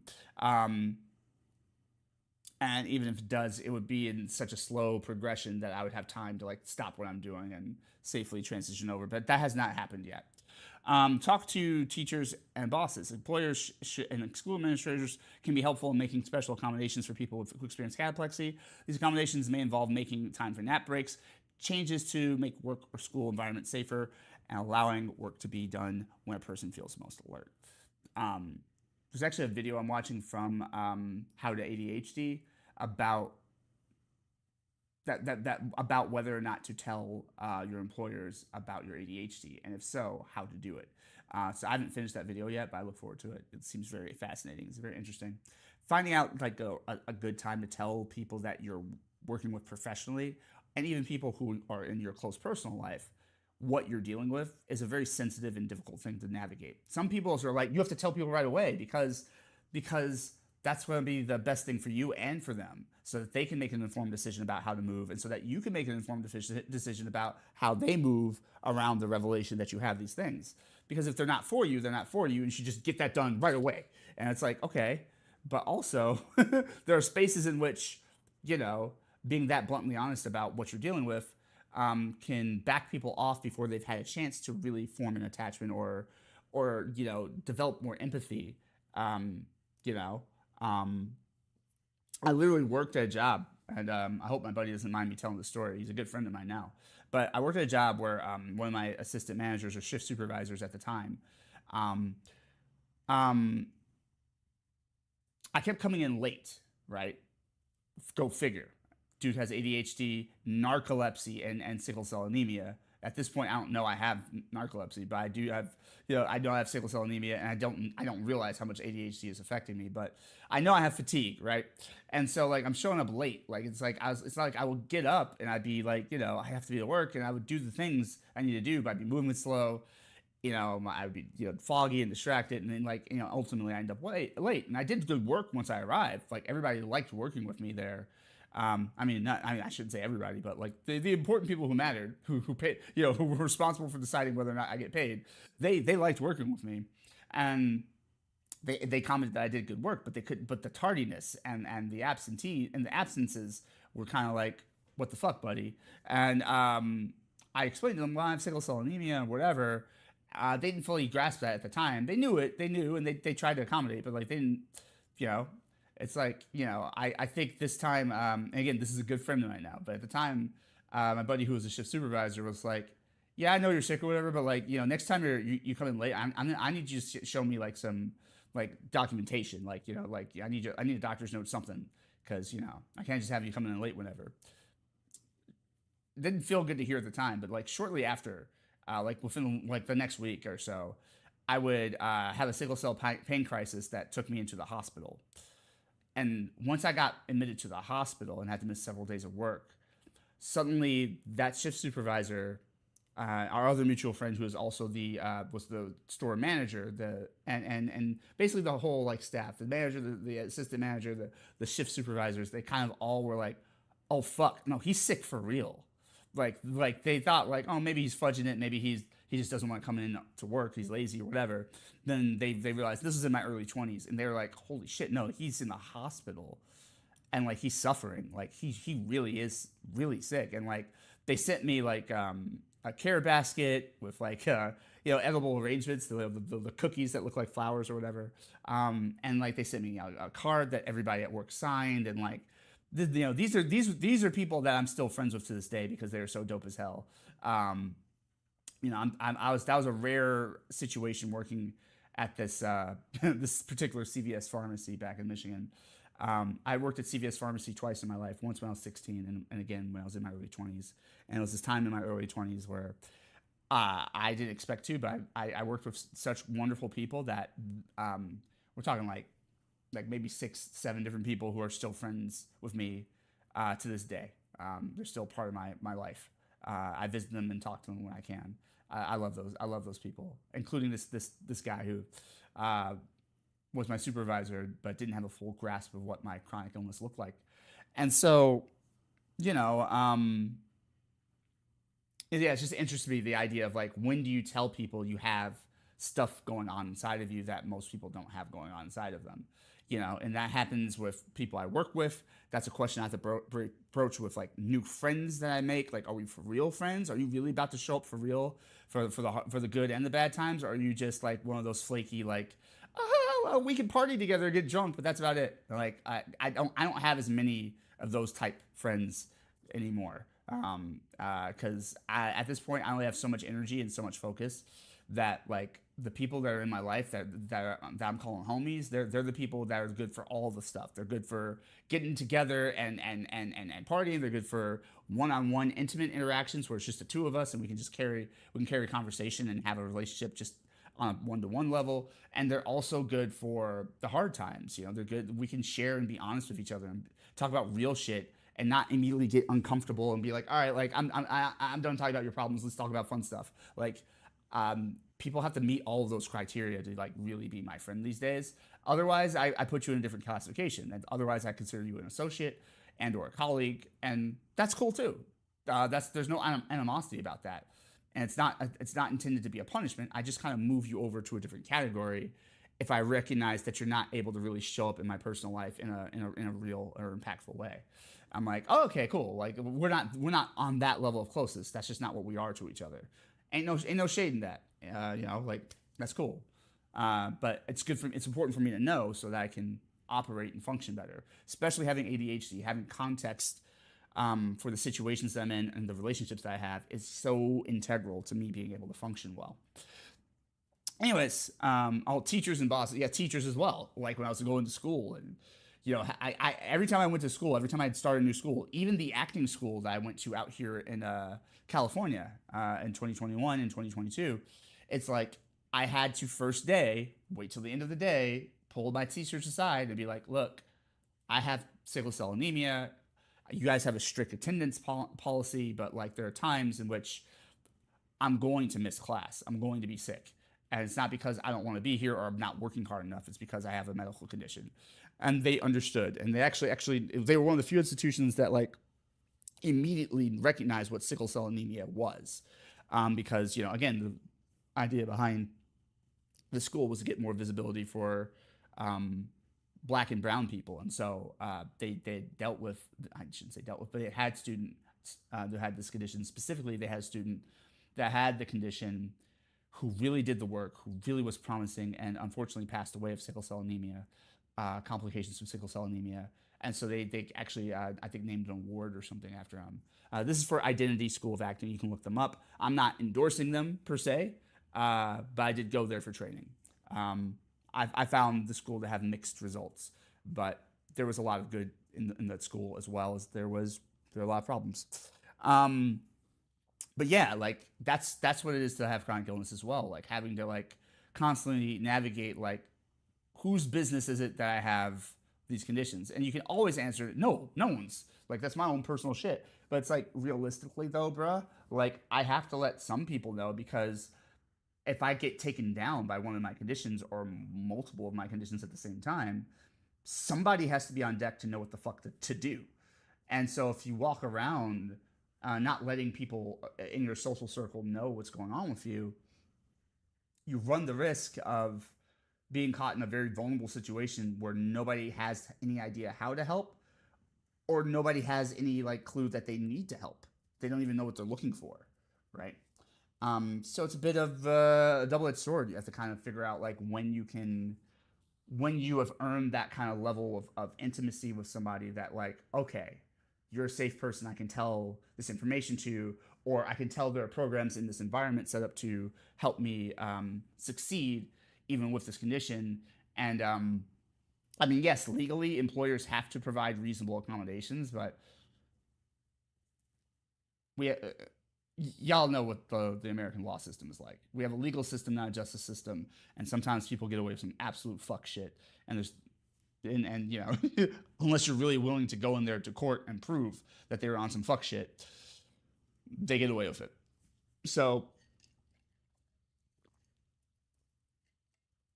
and even sometimes when you do go to court, you lose and they still get away with it. And now you've incurred legal fees and possibly even fines if they countersue. So it's a whole thing.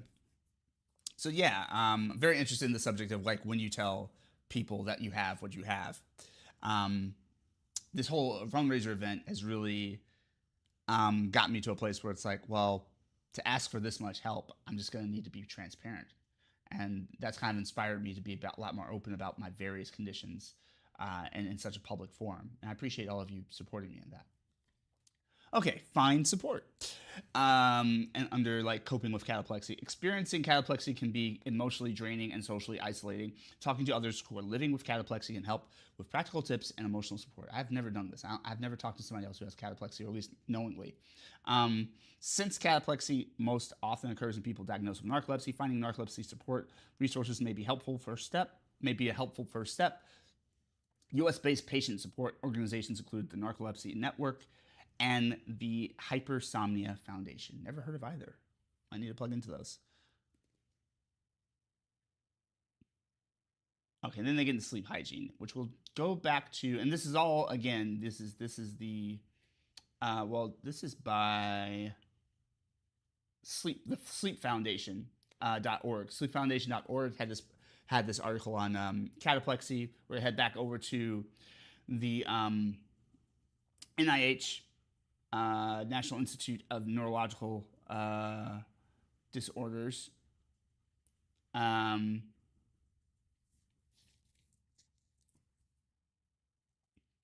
Wait, why is it NIH? If it's National Institute of Neurological Disorders, shouldn't it be NIN?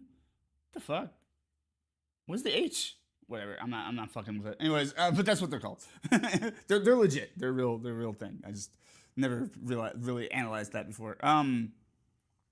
Okay, so going back to narcolepsy. So I have narcolepsy with cataplexy. I have the spontaneous muscle weakness while I'm awake that can trigger due to strong emotions. Again, typically for people, it's positive emotions like laughter and excitement. For me, it's more negative. Not negative. They're not negative emotions, but for me, it's a lot more of the more I don't know. I guess fight or flight emotions that are like anger, anxiety, fear, um, uh, uh, sadness or depression. Like these things will trigger my cataplexy hardcore. Um, let's see. Hmm.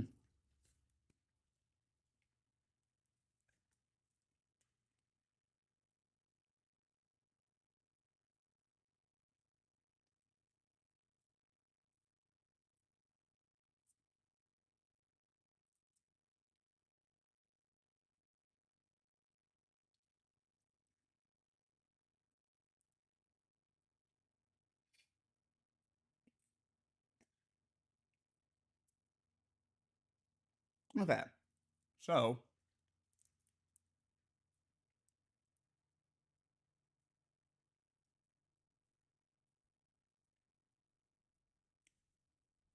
once narcolepsy develops, here's an important thing. Um, Once narcolepsy develops, the person will have it for the rest of their life. A lot of the conditions I have are you're stuck with this, buddy. Just all a part of being you. Once narcolepsy develops, the person will have it for the rest of their life. Symptoms differ among individuals and they can improve over time, but will never go away completely. Even when symptoms are severe, they do not result in permanent dysfunction. After episodes end, people rapidly recover the ability to move and speak. The most typical symptoms are excessive daytime sleepiness, also known as EDS. All individuals with narcolepsy have periods of EDS. It is often the most obvious symptom. Everyone with narcolepsy has some daytime sleepiness, but the severity of sleepiness varies among individuals. EDS causes severe daytime sleepiness that doesn't improve even after getting enough sleep at night. Sleepiness is in narcolepsy is often like a sleep attack where an overwhelming feeling of sleepiness comes on quickly. In between sleep attacks, individuals can have normal levels of alertness, particularly if doing activities that keep their attention, right? So when I fell asleep yesterday, after making my post about how narcolepsy was kicking my ass and how I didn't have my medication, um, I slept for several hours. I went to bed. Again, I fell asleep around like almost 11 a.m. and then did not get back up until 4:38 p.m. Um, and so it took a while, but after being up for a couple hours, I did eventually get a second wind. I didn't get my second wind until around 7:30, 8 p.m. Pacific time, and then suddenly I was like, "Oh, okay, I can kind of put one foot in front of the other and do stuff now," and that's the way it is. Um, and one of the things that helped me keep it going was I started talking about philosophy and art and comic books and stuff, you know. And when I was thinking about and pontificating on those things, stimulated the parts of my brain that like are like, ooh, that's interesting, and I started to wake up even more. That doesn't mean that I can just do that anytime I want to prevent sleepiness. It just means that it gives me more of a fighting chance. Gives me more of a fighting chance. Cataplexy, we talked about. Yeah, sudden muscle weakness, etc. Sometimes, oh, I didn't know this. Let's see. Symptoms. Cataplexy. The symptom leads to sudden episodes of muscle weakness, often triggered by strong emotions such as laughter, fear, anger, stress, or excitement. Cataplexy may appear weeks or even years after the onset of EDS. Some people may only have one or two attacks in a lifetime, while others may experience many attacks a day. In about 10% of cases of narcolepsy, cataplexy is the first symptom to appear. Sometimes it can be misdiagnosed as a seizure disorder. Attacks may be mild and involve only brief minor weakness in a few muscles, such as slight drooping of the eyelids. The most severe attacks result and a total body collapse during which individuals are unable to move, speak, or keep their eyes open. Even during the most severe episodes, people remain fully conscious, a characteristic that makes cataplexy different from fainting or seizure disorders. The person remains fully conscious even if unable to speak during the episode, which usually lasts a few seconds to several minutes and resolves on their own. While scary, the episodes are not dangerous as long as the individuals are in a safe place. Yeah. Sleep paralysis, as we were talking about. This temporarily sleep paralysis, this temporary inability to move or speak while falling asleep or waking up, usually lasts only a few seconds or minutes and is similar to the reductions of voluntary muscle activity brought on by REM sleep. Sleep paralysis resembles cataplexy, except that it occurs at the edges of sleep. Very vivid, dreamlike, and sometimes frightening visual, auditory, or tactile hallucinations can accompany sleep paralysis and usually occur when people are falling asleep or waking up. Yeah, so I get a lot of the auditory stuff and sometimes the tactile stuff. Haha, shout out to Tactile 2K. But a lot of the sense of touch, something on me, or I hear something in the room that's not actually in the room. But I don't get I don't get the visual hallucinations. The only time I ever got a visual hallucination while in some sort of dream state or sleep paralysis is when I was young. I think I was in middle school. I was probably 12, 13, 14 years old. No, 12, I probably was 12 or 13 years old. And like for a mental health issue I was having, I was prescribed Prozac. Bad news bears. Never again. I found out recently from a psychiatrist I see that like Prozac for the type of conditions that I have going on in my system, just a horrible fucking idea. But this is when I was 12, and my family, and apparently this doctor, this other psychiatrist, didn't know any better. In any case, I took Prozac, and I remember like lying in bed and literally like I don't think this counts as sleep paralysis because I think I could still move. Yeah, I could still move, but like that's the only time I had like a really like dream-like hallucinations because I literally saw life events playing out on my wall. Like it was like a straight up acid trip. I was like, the fuck? Like I'm seeing me and my family like doing stuff together, like just play out like a projector on a wall. And I'm like, yeah, I don't think this stuff is good for me. And then that wasn't even the thing that got my mom's attention to get me off of it. The thing that got my mom was that I was out like just like in the middle of the night raking leaves, and she did not like that. Like, why are you out here late at night raking leaves? I lived in the Midwest, and like, we can get you off this stuff. So, just a little medication humor. But yeah, sleep paralysis. You can have hallucinations and stuff. Again, I don't typically get visual hallucinations during sleep paralysis, but I will hear stuff and maybe even feel stuff and be like, I just really would like to be able to move now. It sucks. It's sleep paralysis is the epitome of having a nightmare and you're having a nightmare and you just want it to be over because like I know I'm fucking asleep. Can I please fucking wake up now? And you can't quite wake up yet. It's really irritating and scary. Fragmented nighttime sleep and insomnia. While individuals with narcolepsy are very sleepy during the day, they usually also experience difficulty staying asleep at night. Very true. They wake up several times each night for 10 to 20 minutes, which can worsen. Oh, I don't have that so much. Like, if my ass is asleep, I typically stay asleep unless something really disturbs me or unless I'm on a medication. A lot of times if I take like I said, like a opioid or a very strong medication, it's weird. It'll guarantee that it will have any number of effects. It's kind of like red kryptonite. Back in the old school days of comics, like the golden age. Back in the day, red kryptonite, they didn't know what they wanted it to do. So every time Superman got hit with red kryptonite, something weird just happened to him. They didn't like land on red kryptonite is a mind-altering drug that brings out his more aggressive and selfish personality traits until, I don't know, 70s or 80s or something. Like, that was a later discovery. Initially, red kryptonite was basically like magic kryptonite. You want something weird to happen to Superman? Pull out red kryptonite. And that's what I feel like, this is like with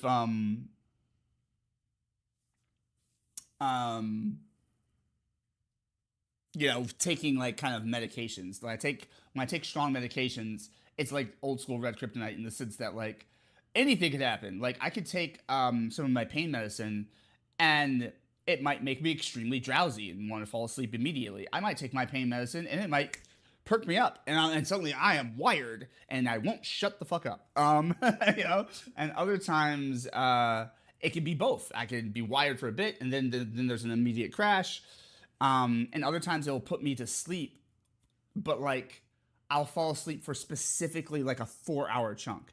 I can always tell when I've like, I'm waking up from like taking pain medicine because I'm like, I slept for like exactly 4 hours almost on the dot. Like it's just something about it. Like the drug runs through my system and then immediately I just kind of pop awake feeling well rested and good, but like just kind of like, oh man.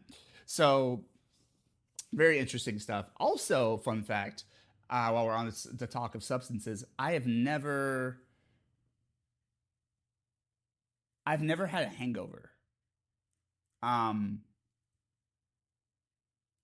I don't know what it is, and I think it has something to do with my various chronic conditions. But if I get plastered, which I don't often, I don't remember the last time I've ever actually been like for real drunk. But if I get plastered, hammered, the next morning I will wake up feeling like $1,000,000 as opposed to feeling shitty.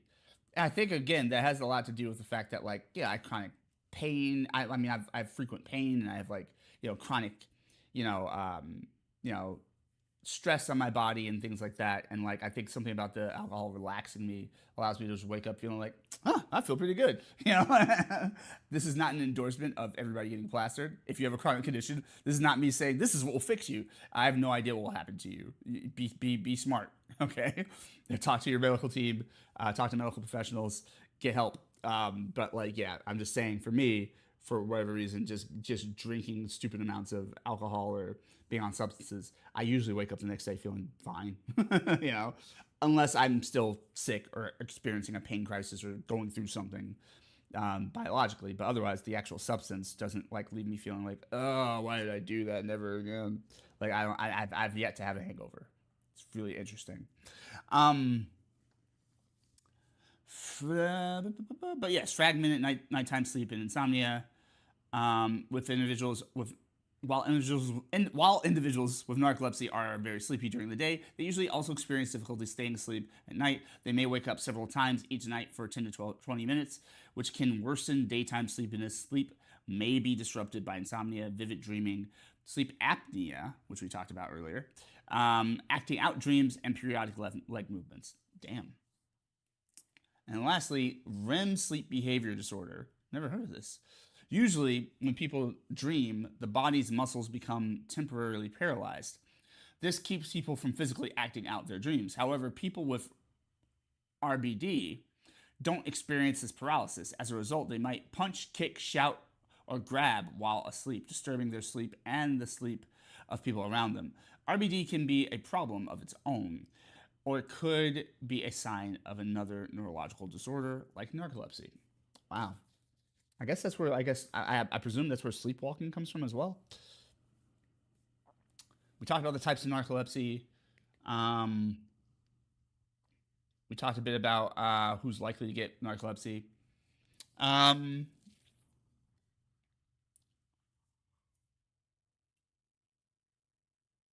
there's more details on it.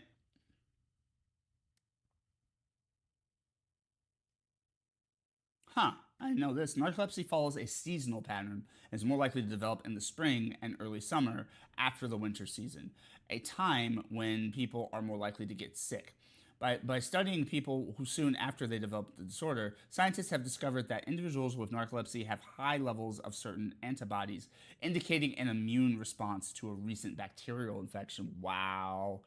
This is blowing my mind. We talked about it a little bit earlier, but the fact that it's tied to like fighting off infections and your immune system attacking other things that have similar proteins. I'm just like, that's information I did not have.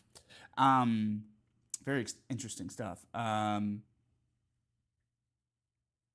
Studying people soon after they develop the disorder, scientists have discovered that individuals with narcolepsy have high levels of certain antibodies indicating an immune response to a recent bacterial infection such as strep throat.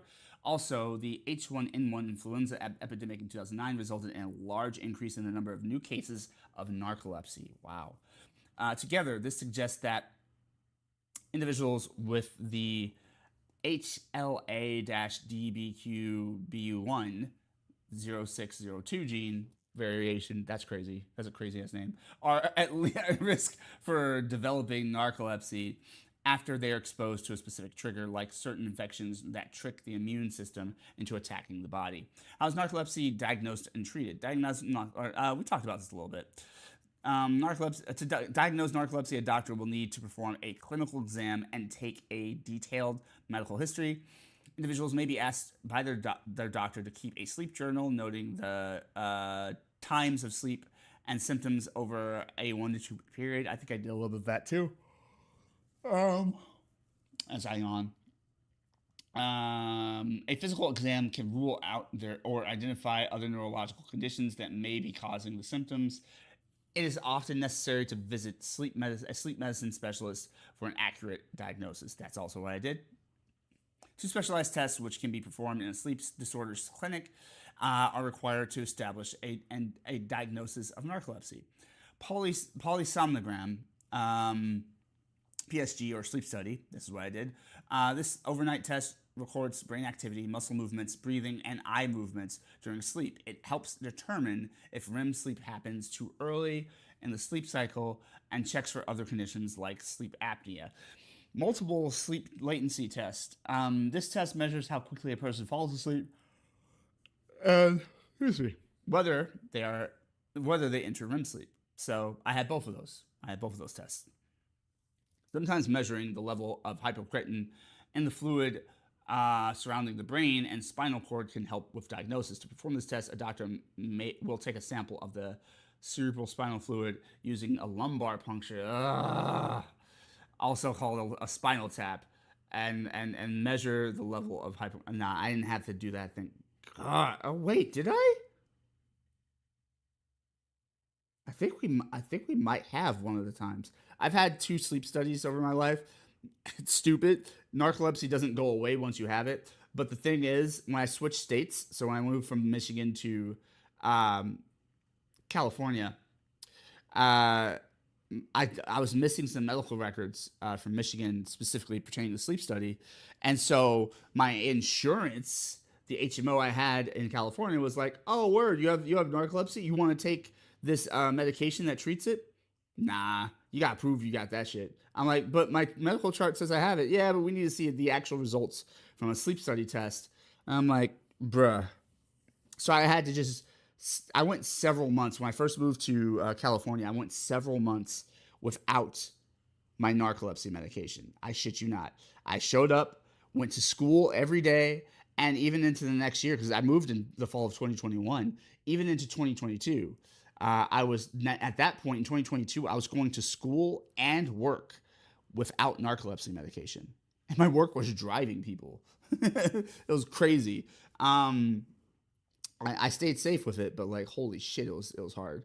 And I didn't get the actual test I needed to prove I had the thing that I already know that I have until like July of 2022 or some shit.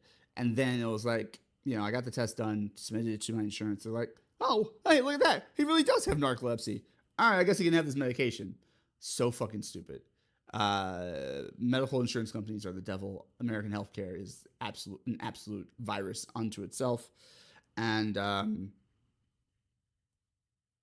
may the people who construct and support those institutions as they are have the days that they deserve. Have the life that they deserve. Excuse me.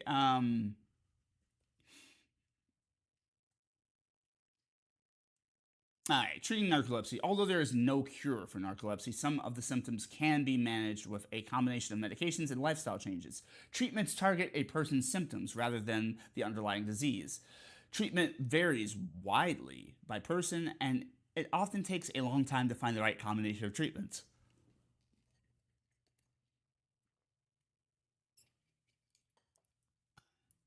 Research has shown that people with narcolepsy are at higher risk for heart disease. Nobody told me that. That's crazy. And other serious heart problems. Their heart health should be monitored regularly by a doctor and taken into consideration when considering medications and other therapies. Honestly, I have an enlarged right. I think it's left ventricle or right ventricle. I can't remember. I think I have a enlarged left ventricle. Basically, I technically have enlarged heart.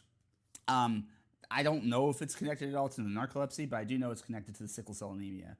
Essentially, when your heart has to work harder to pump more blood to keep your body, alive and healthy and active, it stretches out over time, causing the heart to increase. This happens to a lot of basketball players as well. They run up and down the court all day, huffing and puffing, with a high impact and high amounts of cardio. Over time, their heart stretches out and grows bigger to be able to pump harder, to pump more blood because they need it to keep up with that level of activity. For me, with sickle cell anemia, at rest, my heart has to work harder often to account for the fact that a lot of my blood just sucks. So I have to pump more of it out to get the same benefit as somebody who just would pump healthy blood. And so it's very common for sickle cell patients to end up with an enlarged heart. I see a cardiologist once a year to make sure everything's all on the up and up. I'm okay, kids. Nothing other than a slightly irregular heartbeat. But I'm fine. And they basically said, like, I mean, your heart is good enough to like run a marathon if you wanted to, though they advise not running a marathon because I have sickle cell anemia. Um, in any case, let's see, medications. So yeah, there are a lot of different medications you can take. I'm not gonna go through all of these, but there are wake promoting agents. There are amphetamine-like stimulants, which would be like the Adderall I mentioned earlier. There are antidepressants you can use to treat narcolepsy. Sodium oxybate and histamine 3 receptor antagonist or inverse agonist.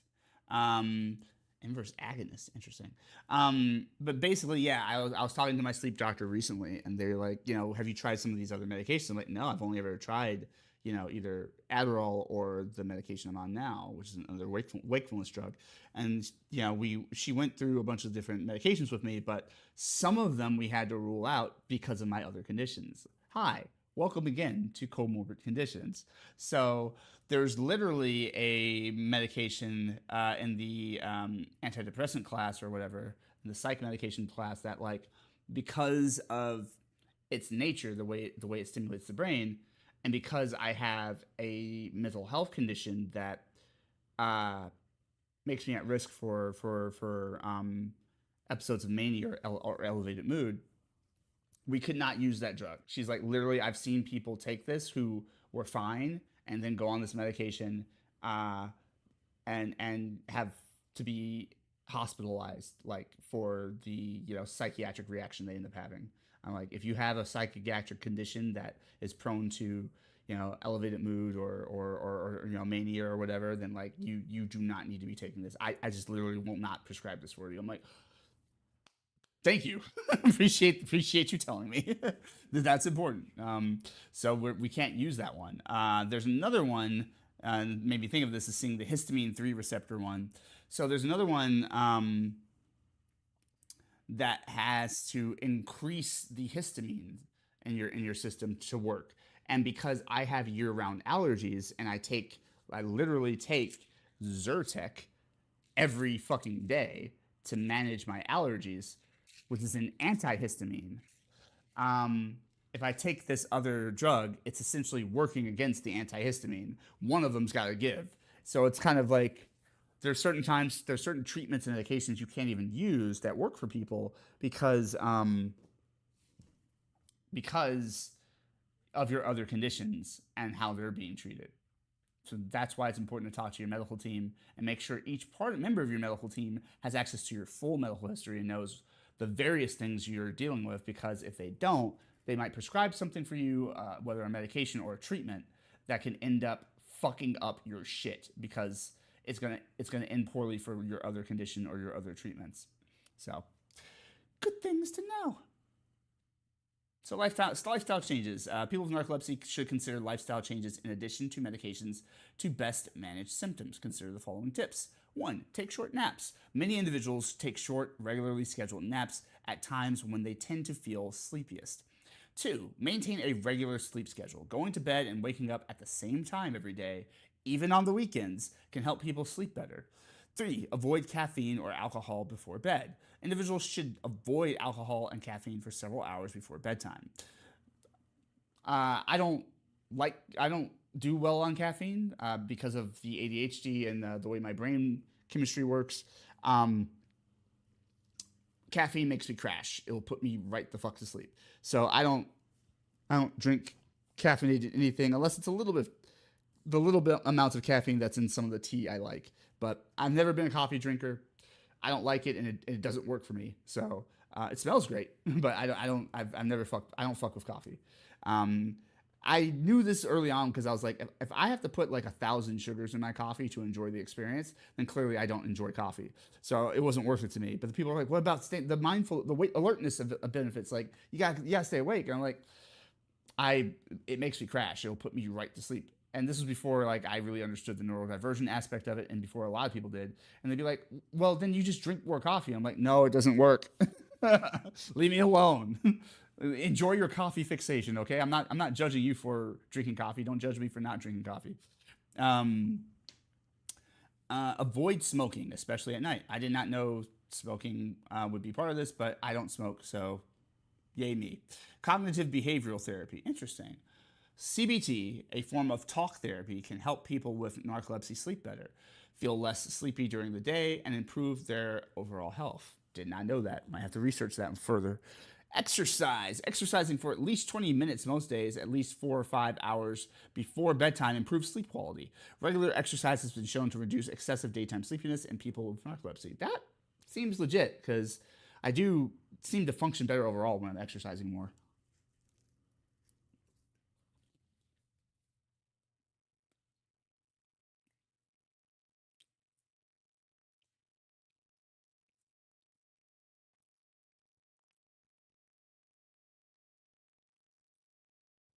All right. I need more. I had to eat more burger. Um, eat. Love this. Love this veggie burger that I was about to drool out in my mouth. Eat healthy and avoid large, heavy meals late in the day. Because of increased risk of heart problems, people with narcolepsy should follow a heart healthy diet. There is no specific diet for narcolepsy, but emerging research suggests that following a ketogenic diet high in healthy fats and low in carbohydrates may help reduce EDS, um, excessive daytime sleepiness, in people with narcolepsy type 1. Eating very close to bedtime can make it harder to sleep. Interesting. I can't say that I have that problem. Though, with the acid reflux, eating and then immediately laying down is bad news bears. I'll give you that. Um, Relax before bed. Relaxing activities such as a warm bath before bedtime can help promote sleepiness. Try to keep the sleep space cool and comfortable. Legit. Take safety precautions. Taking steps to stay safe, especially when driving, is important for people with narcolepsy. Avoid driving when sleepy. Avoiding driving when sleepy is one way to stay safe. Additionally, the Americans with Disabilities Act requires employers to allow adults with narcolepsy to ask for work adjustments, like flexible schedules for naps or doing challenging tasks when they are most awake. Kids and teens with narcolepsy can also work with their schools to adjust schedules, take medicine during the day, and use other strategies to manage their condition. Support groups can help people with narcolepsy and their families develop connections and share stories and strategies with others living with the same condition. Awesome.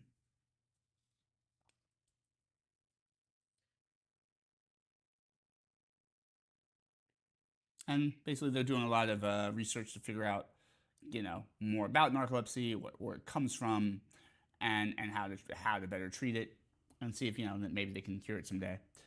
Um,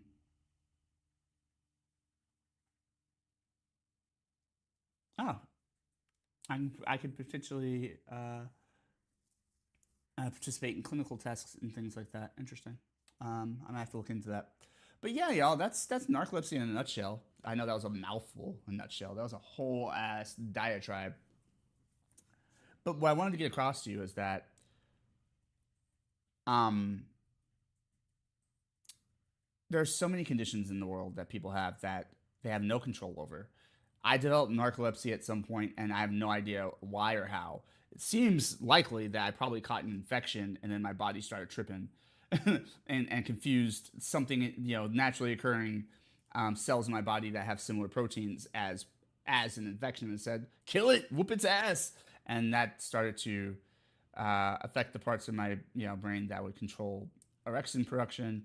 And then I ended up orexin deprived and ended up having narcolepsy. So that's what seems most likely to me. But they also noted genetic markers for it, or not genetic markers, but noticing that it tends to run in families. Like I said, I have an aunt that has narcolepsy. Um, I also know that certain medications, certain psych drugs and stuff over time um, can contribute to narcolepsy developing. So I have a perfect storm, a perfect cocktail of all of those things. So who knows? God only knows where my narcolepsy actually fucking came from. But when it arrived, it was here to stay, and I suspect it arrived early because again, I really struggled to stay awake as a kid. Really, really, really did. Sometimes you don't know what battle you're fighting, and that can be frustrating and really impair your life in some key ways. And other people don't show up with empathy for you because they assume you're normal. And so if you're not performing up to snuff, they think you're slacking, or you're just not going hard enough, or you're not, taking it seriously. You get reprimanded a lot.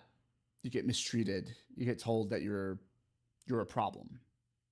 And that stuff really does hurt. And that stuff can stick with you, and that stuff can affect your self-esteem. But the more you understand about yourself, the more you get treated, you visit with doctors, you learn more about what's going on inside of you, the more you give yourself a fighting chance. And you can have a much better life than even you maybe imagined you could. You can have a functional and productive and, more importantly, full, enjoyable life while living with chronic conditions. However, sometimes, to quote Winry Rockbell from Full Metal Alchemist, sometimes the answers never come if you're too afraid to ask the questions. I highly advocate for each and every one of you, if you feel like you're experiencing something that is hindering your life or is extra normal, go seek treatment. I can't tell you what to do, but I'll say that for me, seeking treatment from licensed medical professionals, getting examined, working with a primary care doctor, and with specialists to say, hey, what's going on here? Why do I feel this way? Why am I experiencing these things? It's made all the difference in my life. I know a lot of times there's legitimate reason for this. There's a history of medical experimentation and abuse and cruelty towards Black people in the medical world. So I can get being wary of going. I also to intellectually understand that sometimes having a definite answer about what's happening to you makes it too real and unavoidable, and sometimes people just don't want to know, because the idea of figuring out what's behind door number 2 is too stressful for them. They'd rather continue going on. Look, I've made it this far in life. I'm already an adult or whatever. This is not the time to figure out I have some weird ass condition. I'm better off just not knowing and just functioning the way I've been functioning. Some people take to that strategy. I can't judge you. All I can say is it couldn't be me.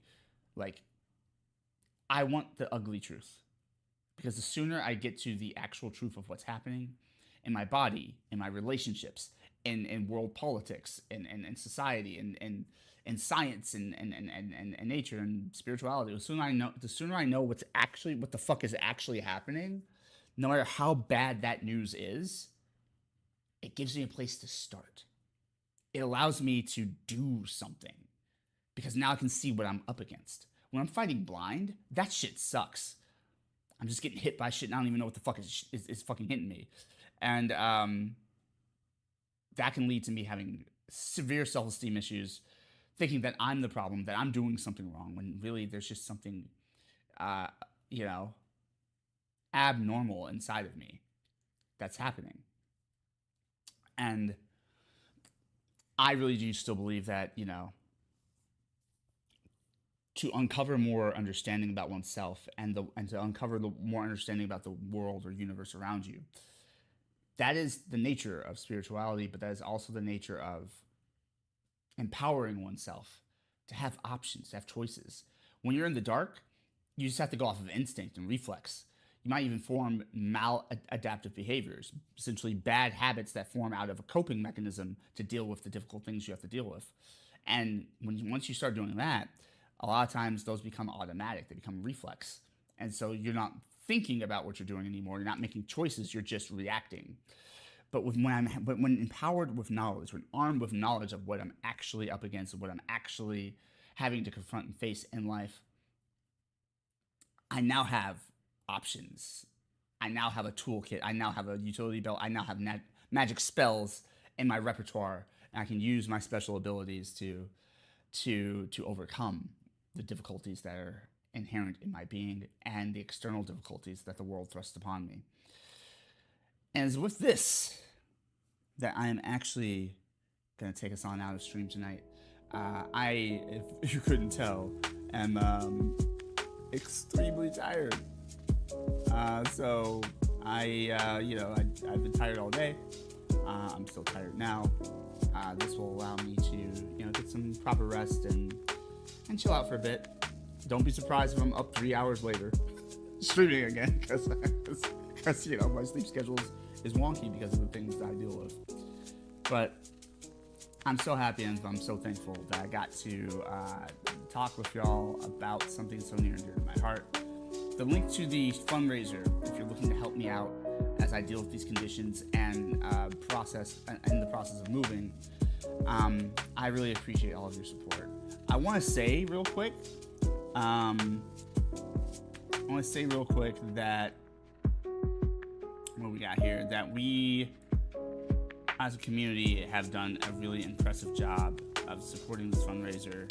I just want to say thank you so much, because right now we've raised $3,711. Let's fucking go.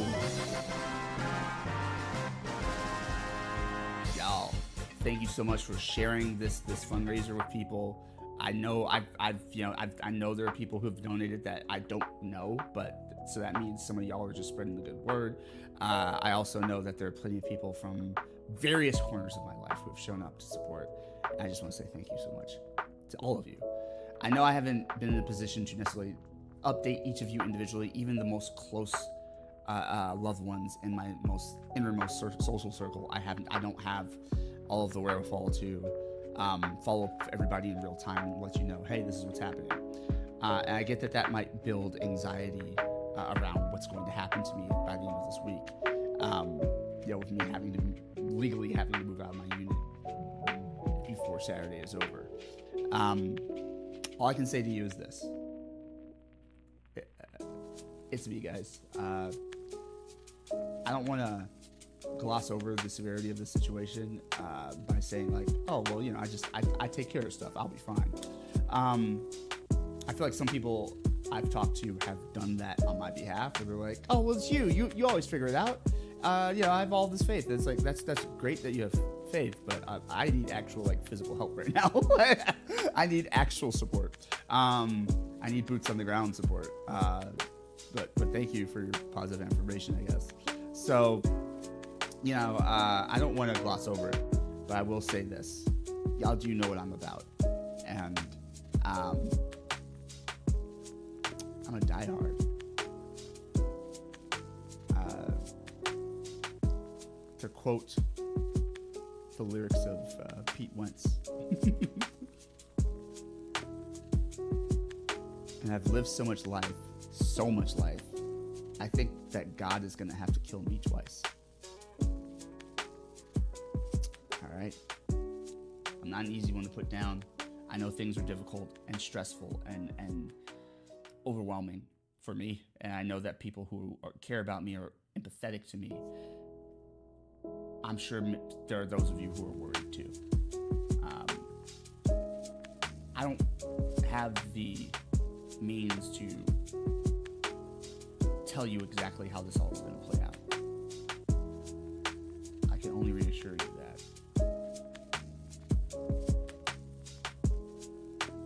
if I go down swinging. And if I truly am taken down, I won't stay there. I love and respect you all.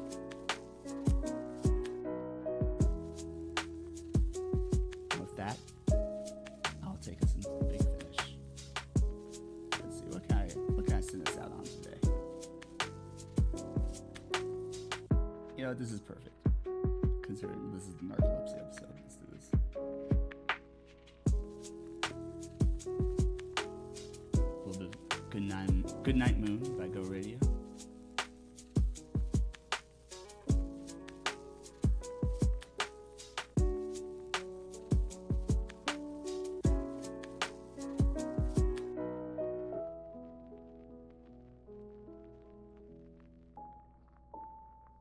All right, y'all.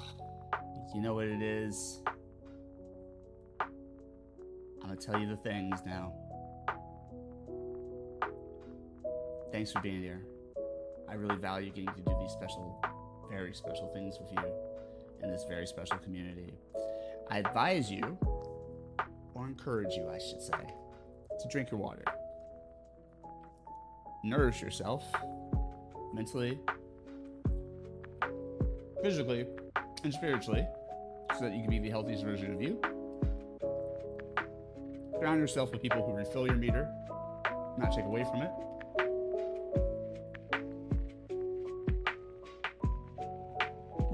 And always, always, always build something into your schedule worth looking forward to. You'll be surprised how much it makes a difference.